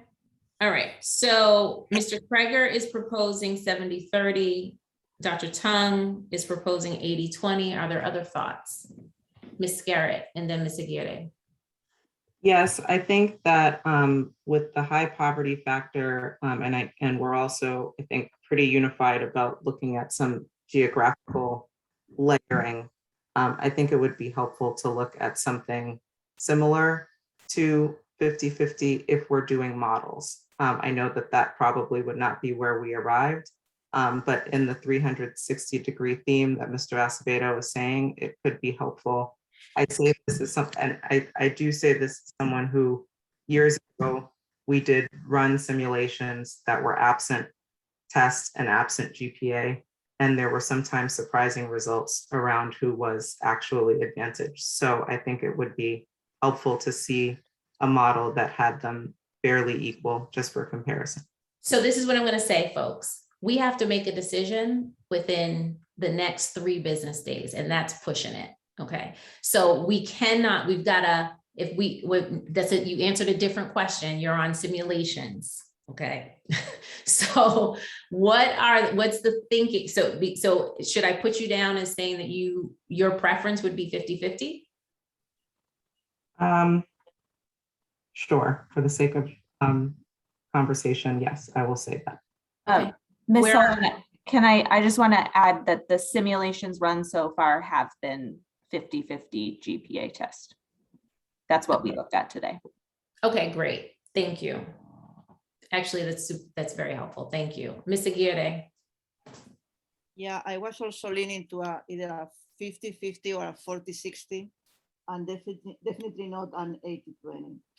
And I am not very clear. Are we using for the assessment the points that the student gets, or use the fact that it's meeting or exceeding expectations? How are we planning to use that? I'm not very clear on that. So if we're using a composite score, we would need, I think, the numbers. Mm-hmm. Yes. Mr. Contampasis? No, I hope I'm not on mute. No, I agree with you. We're going to be looking at numbers. Right. And I also agree with you that we've got a short window here. And I've heard 30-70. I've heard 80-20. Yep. And I've heard 50-50. Yep. We already have the 50-50. Right. So for the sake of and Ms. Aguirre just mentioned 60-40. 60-40, that should be the range. If we can full rank here, you and I, and say, that's it. Okay, I'm happy doing that. Okay, because we've got other things that the mechanism is still. Agreed. Right, you got it. Okay, so we've got 30-70, 50-50, 80-20, 40-60. We already have the simulations for 50-50. Then we'll ask Ms. Hogan to run the other 3. Let's see what it looks like. can you clarify for me in 40-60 is 40 Grades. tests? 40 40 test, grades. 60, other way around, 40, I think. Grades are, let me just say, grades in each of those, well, in Mr. Kreger's, he said grades 70%. Dr. Tung said grades 80%. Ms. Aguirre, how would you do the grades? 60. 60%. There you go. Thank you. All right. All right. And each of those, Ms. Hogan, with the 10% high poverty indicator. And that 10% would be additional. Yep, just Correct. ran it today. Yep, thank you. Correct. Thank you. All right, I think we've had a breakthrough. so this is good. Okay, Ms. Lum. You're on mute. Going back to the earlier portion of the meeting where we talked about the heads of school raised the issue about 5th grade versus 6th grade school. Yeah.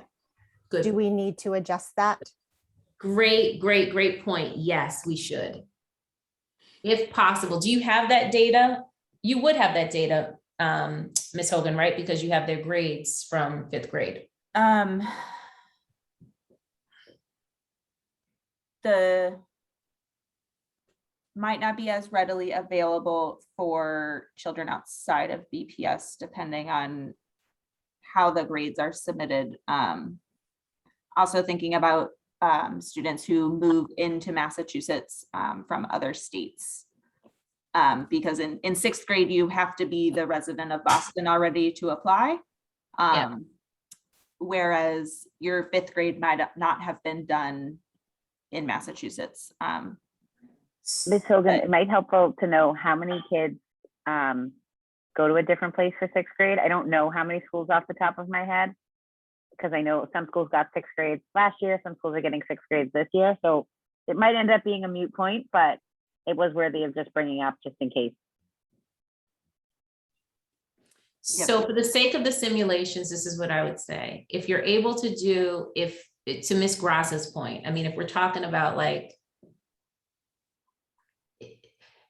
if this looks as if it's not a significant issue, then just, flag it for us. But otherwise, if the data set is more complete for 6th grade, then run it with 6th grade. And then at least it'll give us a general sense of what this could look like. No simulation is perfect. Yeah. But using the most complete data set, I think is, in this instance, would be the most helpful. Okay. All right, thank you. All right, so Mr. Kreger.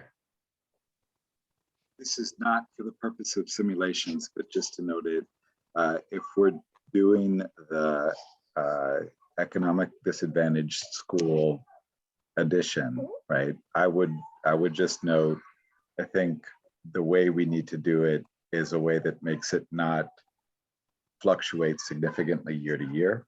So it would be something like using a 3-year or a 5-year average that you are a high poverty school. That way parents, students, teachers know what to expect on that front. I'm just flagging it for now. That's actually excellent point. Thank you. Excellent point. That's right. Okay. Shall we go to public comment, Ms. Sullivan? No, not yet. Wait a minute. Listen, you didn't know I am a taskmaster, okay? So no, we are on a roll, sir. I thought we had given Ms. Hogan a lot more work. So I'm not, Ms. Hogan can be complete for tonight, but let's just push it just a little bit more. Okay, so that was good. Let's start the conversation about the mechanism. Again, straight rank, lottery, hybrid. Dr. Tung. Okay, Ms. Nagasawa. I guess I have a question for Dr. Tung. Because we are wanting to factor in the percent of economically disadvantaged in schools. And I guess I'm kind of confused about how that will affect things if we do a lottery system. Because if I understand that, like, if someone's on the edge and they get the extra 10% boost, then that will put them into the pool.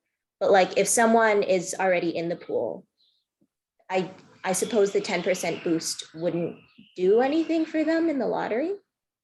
So would like they get more, like a more, would they put their name in again in the lottery? Like how would that play out?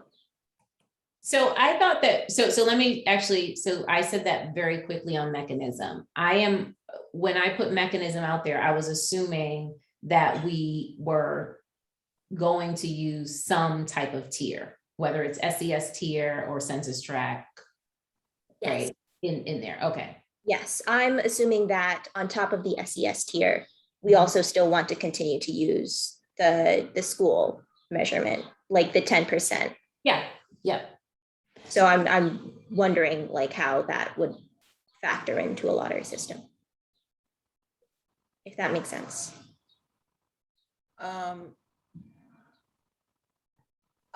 I was thinking that the composite score there would be a composite score that, if we're talking about it, would be GPA at a certain percent, test score at a certain percent, and the times 1.1. That would give you the eligibility. So you've already boosted kids who attend a high poverty school. My understanding is that will give favor to families who attend Boston Public Schools. Not necessarily, because it doesn't just apply to be school. No, there'll be others included. Okay. And there would be some BPS schools that are not in that high poverty school category. Right. So then the lottery would be for students who are over the whatever we determine to be the threshold for eligibility. And it would be by socioeconomic or geographic factor with separate groupings like we did last year around the zip code policy. And the seats would be allocated proportionate to the families in that grouping. So just for clarification, so just that that people can follow that. So with respect to the lottery and how it would impact both socioeconomic diversity and geographic diversity, in order to achieve either of those, we would have to have a lottery that would be within socioeconomic tiers or within the geographic location. So you would still have those distinguishing geographic or socioeconomic factors. So of course, if we did a lottery, 100% qualified lottery, that would not get us, we would not be able to with any assurance get geographic diversity or socioeconomic diversity. It would have to, the lottery would have to, in order to meet our charge, would have to be within either the socioeconomic or the geographic strands. Yeah, so 100% of the kids would be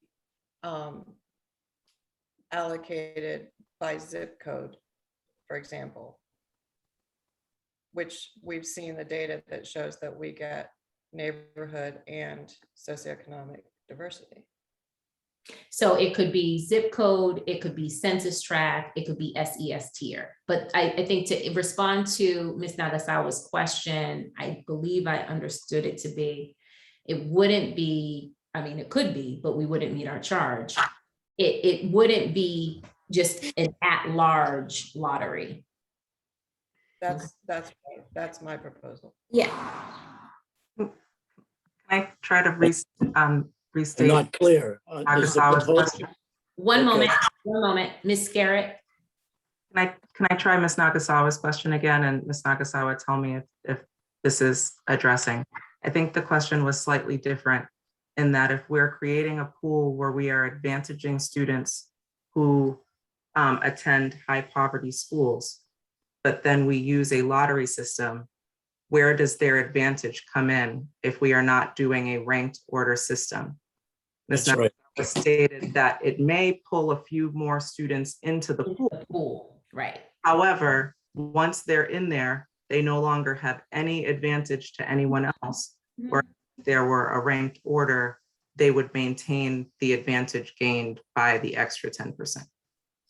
So yes, it would get them into the pool, but if you then use an SES tier mechanism for your lottery, then you would increase you would then put the students in basically a bucket where you know that you're going to have the socioeconomic diversity. So it wouldn't be a benefit on the mechanism side for an individual student, right? The benefit, the support comes by getting into the pool to even be considered, okay, on the 10%.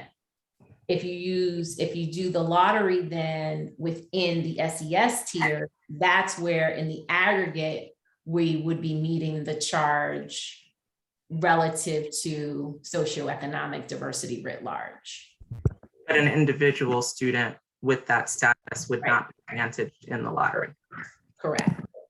Well, then I modify my proposal. Can we give the kids an extra ball if they attend a high poverty school? No, yeah. I would. You can't do it twice. I Folks, guess. we got to look, the more complex we make this, the more difficult it's going to be for parents and families out there to understand what it is they need to do. So, you know, we've got lottery the way it was presented on the table. There are questions. There's obviously another option, and that is rank order. So I'd put that on the table, and I'll keep the 20/80, and the 80 goes into the tier, and maybe we could talk about a hybrid lottery in the tier. So, you know, that's another option. But let's see if we can do this in such a way that you don't need a PhD to understand it. All right, so Mr. Chernow, I saw your hand raised. I was just gonna say that I thought I agree with Ms. Nagasawa's point in that, but I also wanted to say that I think that 10% not boost, 10% low poverty, forget the word we're using to describe it. I think it will play a higher factor than maybe we are realizing. And while we can look at that data, it showed a pretty significant amount.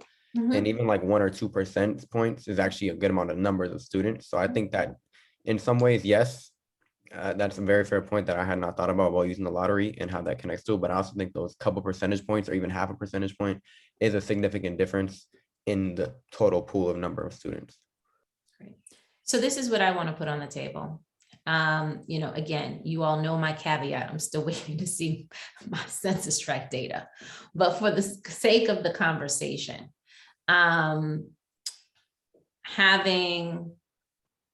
I did hear this before, but having some sort of a hybrid with respect to certain percentage of seats allocated straight rank and a certain percentage of seats allocated by lottery. How do folks, so I'm putting that on the table. So Is that assuming 100% in the tiers? Or is it assuming the possibility of discussing the 20% citywide and the 80% in the tiers, all by rank order, and maybe talking about a hybrid in the tiers that would, you know, half the lottery, half the tier could be straight rank, and half of it could be by lottery in the respective tier. Yeah. That's a possibility. Yep. I mean, so 20, so what you're saying is reflecting it back, 20% straight rank citywide. So Right. Citywide. And then on 80% in tiers for the sake of this conversation. And again, not to belabor the point, Ms. Sullivan, I think, are we still talking about an equal distribution of seats in the tier? Or are we leaving it to some other factor? Because a lot of this was predicated on seats being equally distributed within the tiers, and that the rank order would be within the specific tier. Let's But if run we- it. Yeah, so let's run it 20%. Let's see. I mean, I don't know how we account for the lottery in a simulation. I don't know that we can. I don't know whether we can. Right. Is someone talking? Or trying to talk? No? Okay. I would just, I mean, it's random, right? Like you can run it randomized and run it 100 times and see what comes out, right? But it'll be roughly equivalent to the proportionality within the tier itself. Right. Okay, so we could run. This is what I would suggest, 2080 in the tiers. And then 20% citywide with 40% in the tier straight rank, 40% in the tier by lottery. That's a possibility. I think that has to add to 100, right? Yeah, it does have. Doesn't that? It would be, you're saying 50-50 within the Yeah. 80%. Yeah, Right. Well, I'm saying, right, I'm looking at in the aggregate, right, right, yes. I think to the point of proportionality, the way the tiers are set up now, we set up these eight Yes. segments so that the number of 5th and 6th grade students was roughly equal in each of those segments. So Correct. that would allow us to have the 100 seats per tier if you were doing 200 seats citywide. Yep. Yep. Dr. Tung. I just want to remind us that we've seen data about 20% citywide from May 18th that shows that 20% citywide seats by rank means a disproportionate 7th grade invitations. Yep. Go to students who do not attend school in Boston, who are white and who live in high income zip codes. And then from June 4th, it shows that keeping the 20% citywide seats would result in invitations going disproportionately to students who live in high income zip codes and who are economically advantaged and white. So if we're trying to have invitees better reflect the city's diversity, we should not allocate 20% citywide. So then another simulation to run would be 100% in tiers and then doing straight rank and lottery. And if, right, that's another one to run. We could do actually we could, right? So what if we were to do, again, we gotta narrow this down here. So 100% one simulation, what's the one that we want? And using the tiers. So without the 20%, what would you like to see? I'll call it 100% straight rank in tiers. Okay. I would agree with that if we don't put the 20% in there. If we remove the 20% entirely, we're not I could not support a lottery, period. Right, so that's why I didn't mention lottery, so. So And I we've got- still strongly urge the group to rethink the 20%. Okay, so simulations on mechanism, Ms. Hogan, 2080 straight rank. 20 is one. Second one would be, let's just keep it easy, 100% straight rank in tiers. And then the third being 20% straight rank.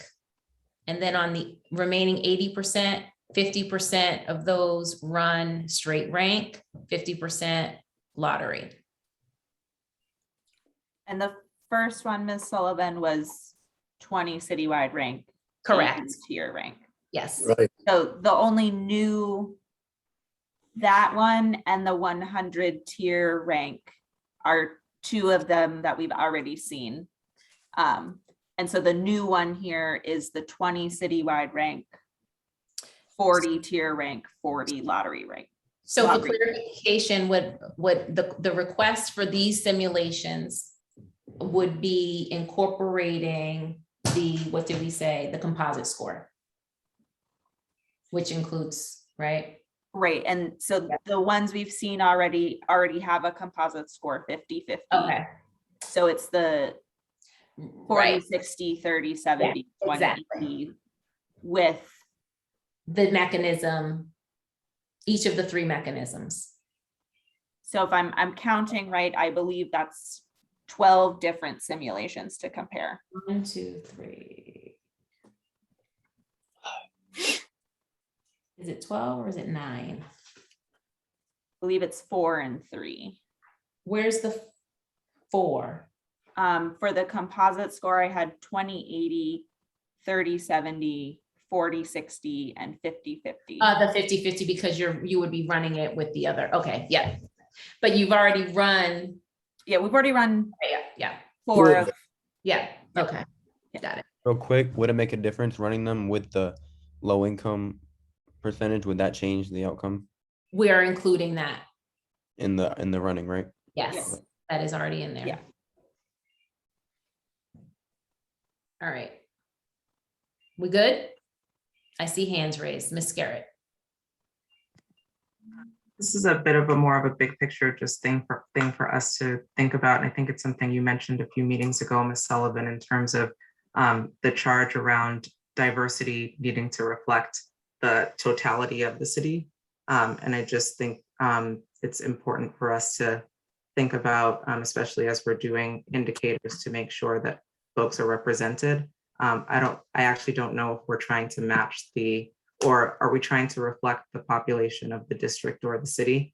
And that's not for us to necessarily answer now, but I just think it's something for us to consider in terms of the benefit of magnet schools and the research in terms of having students across socioeconomic levels, that I think we should just continue to look at proportionality as it relates to the city as a whole. So it's K-12 is the charge on that. Dr. Tung, then Mr. Kreger.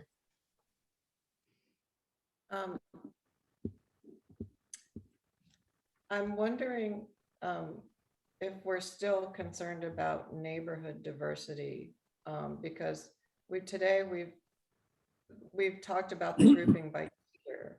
Yep. And also wondering if anybody else came to the same conclusion I did from the big Excel file. And my conclusion was that the zip code policy gave us greater neighborhood diversity than the tiers did, which would then double the number of simulations we're asking Ms. Hogan to do, because the grouping that I would prefer would be zip code, not tier. So to be clear, the interim policy produced the most significant diversity across indicators that we've seen. Across all indicators, neighborhood, socioeconomic, racial, ethnic, learning, ELs. There is no question about that. I mean, and we need to be honest about that too. Like the data is very clear on that. And so you're right that if we propose a mechanism that is different, meaning not using zip codes, then we will not achieve the kind of the level of geographic diversity that we saw with the interim policy. But again, you know, what I want to say is I'm still waiting for the census tract data, so we'll see. But we also have to be mindful that we're trying to get to a solution that is responsive to, one, most importantly, our charge, but also all of the issues and concerns that have been raised, across the city, as well as what we've heard across the city of people who are enthusiastically excited about the work that we're doing and want us to do even more. We gotta balance it all in coming up with this recommendation. And I think we address a lot of what we've heard from folks in the composite score eligibility. Mm-hmm. So, yeah. Mr. Kreger is going to be the last comment for tonight before we go to public comment. The thing that I wanted to come back to Dr. Tung and Ms. Garrett's points is that it is not our task to racially balance the exam school enrollment to mirror that of the city, right? In fact, that's something that that a court would likely determine unconstitutional, right? Instead, our task is to better reflect, right? And I take that task in the same way that the federal courts who analyzed our interim plan did, right? Which is an effort to see greater diversity in our exam schools. And when we look at the guiding cases here, we should be promoting racial diversity, right, as this vehicle that provides significant educational benefits to all students who experience it, number one. And number two, we should be promoting racial diversity as a means, or really the end result, of eliminating barriers to equal educational opportunity. And so when we talk about better reflecting, I think our charge is really to reach those interests, those goals, those ends when we speak specifically about race. Thank you, Mr. Kreger. Mr. Condon-Passos would love to go to public comment, but I see your hand raised. Yep, I just want to echo what Mr. Kreger said. It was said right on point. And I want to remind everyone that our expectation is that over time, there should be, with the improvement we've asked for in the district, a larger number of students that hopefully will partake of an exam school experience. I think we need to look back at what we did accomplish. And I think we've built into this process steps that would not only review the success of what we've accomplished over time, but also improve on it. And we can ill afford to have any of this challenged. So with that, Ms. Sullivan, let's go to public comment. Ms. Parvex. Thank you. We have one speaker this evening. Speakers will have 2 minutes to testify. I will remind you when we have 20 seconds left. Please state your name, what neighborhood you are from before you begin. When I call your name, please raise your hand virtually in Zoom. Also, make sure you're signed into Zoom with the same name you used to sign up for public comment. That will allow us to identify you when it's your turn to testify. I will move you up as a panelist, and we will ask you to turn on your camera for public comment. Our speaker this night is Jose Valenzuela.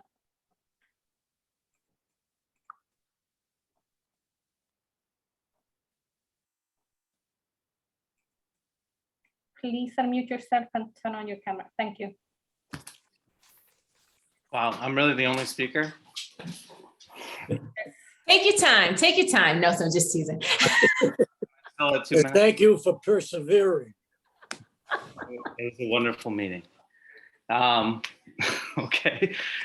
So yeah, good evening. I actually know many of you on the task force, but for those of you who don't already know me, my name is Jose Valenzuela. I'm currently a history teacher at Boston Latin Academy. I'm the parent of a rising third grader in BPS, and I'm a graduate of Boston Latin School. I just want to thank all of you on the task force. You know, what you did in the fall was really historic. And it's actually something I honestly thought I'd never see in my lifetime. You know, I don't know if any system is going to be perfect, and I think you all are aware of that. But I just really want to speak kind of strongly against any system that kind of brings back an exam as a required part of the admissions criteria. You know, recently the incoming class of students admitted to Stuyvesant High School in New York City, they sort of analyzed the data about that class. White and Black students made up the same percentage of test takers. And yet 28% of white students received offers and only 4% of Black students, which is actually 8 in total, 8 students for the incoming class of Stuyvesant High School received offers. New York is like doubling down on the idea that if we just increase access for the test takers, we're going to get, you know, equitable outcomes, and they just continue to see disastrous results. I don't need more evidence to know that it's not the path forward for Boston. And I hope we agree on that. I know we don't all agree on that, but hopefully we can come to a consensus on that piece of evidence. And just, you know, a little bit about myself. You know, I entered BLS in 96, 97. That was the last year under the old quota system as 2 seconds left. yeah. And so after the federal courts ruled that unconstitutional, you know, that was probably the most dramatic change that BLS had undergone in decades. When I was when I entered, 1 in 3 seats were occupied by Black and Latinx students. And when I exited 6 years later, that was cut in half to 1 in 6. You know, I feel like one of the lucky ones because I graduated, but I also felt ostracized for being kind of a quota kid, quote unquote, quota kid while I attended BLS. And kind of the shock of my 17-year-old self, I decided to return to an exam school to teach at Latin Academy, primarily to work with Black and Brown students and all students to kind of provide them a supportive and challenging classroom environment that I had craved at BLS. And, you know, I got the chance, including shout out to Simon Chernell, to watch students that I taught as 7th graders cross the stage at Fenway Park. And I was reminded of the impact that I can have as a teacher, but truthfully, the impact that you all have, it pales in comparison, my impact to the impact that you all have as a task force. So, you know, I remember hearing Ms. Sullivan say at the beginning of the meeting that you want to meet this moment, and I'm confident that you will, just as I'm confident that the teachers at DLA, BLS, and O'Brien, you know, we're capable of teaching any of the students that you put in front of us in the fall and going forward. So those are my comments for tonight. And shout out Simon for not only graduating, but also persisting on this committee as a graduate. I think that's a testament to the type of students that I get to work with on a daily basis. Simon's just one of many. So shouts to you, buddy. Mr. Valenzuela, thank you so much for your service, especially during such a tumultuous pandemic. Thank you for your dedication to our children here in the city of Boston. You are truly, just seeing Simon's reaction to you lets me know that you are truly a blessing to our city. So thank you. And thank you for your testimony. One thing I would add that was not mentioned is he's also very much engaged in a wrestling program, as I understand it, at BLA and beyond, and has started it, nurtured it, built it, and now watches all of these students thrive with it. So he is indeed a outstanding representative of many, many, many teachers in the BPS. Thank you for what you do. Thank you, Mr. Valenzuela. Okay. That concludes our speakers for tonight. Thank you, Ms. Parvex. Are we ready for a motion to adjourn? Yeah. If there's nothing further, I'll entertain a motion. Will someone make a motion? So moved. I Ms. so move. Grasso, thank you. Simon? I so move. Thank you. Thank you. Any discussion or objection to the motion? No? Okay, Ms. Parvex, please call the roll. Thank you, Mr. Condompasis. Mr. Acevedo, Yay. Ms. Aguirre, Yes. Mr. Chernow, Yes. Mr. Kreger, Dr. Freeman Wisdom, Yes. Ms. Grassa, Yes. Ms. Lam, Yes. Ms. Nagasawa, Yes. Ms. Garrett, Yes. Dr. Tang, Yes. Ms. Wade, Yes. Ms. Sullivan, Yes, thank you. and Mr. Condompasis. Yes, and I want to remind everybody, I know we're pushing the envelope. Monday and Tuesday are critical. So if any of you have other things that you'd like to do, please put them on hold, because we've got to get this thing done. Thank you and enjoy the weekend.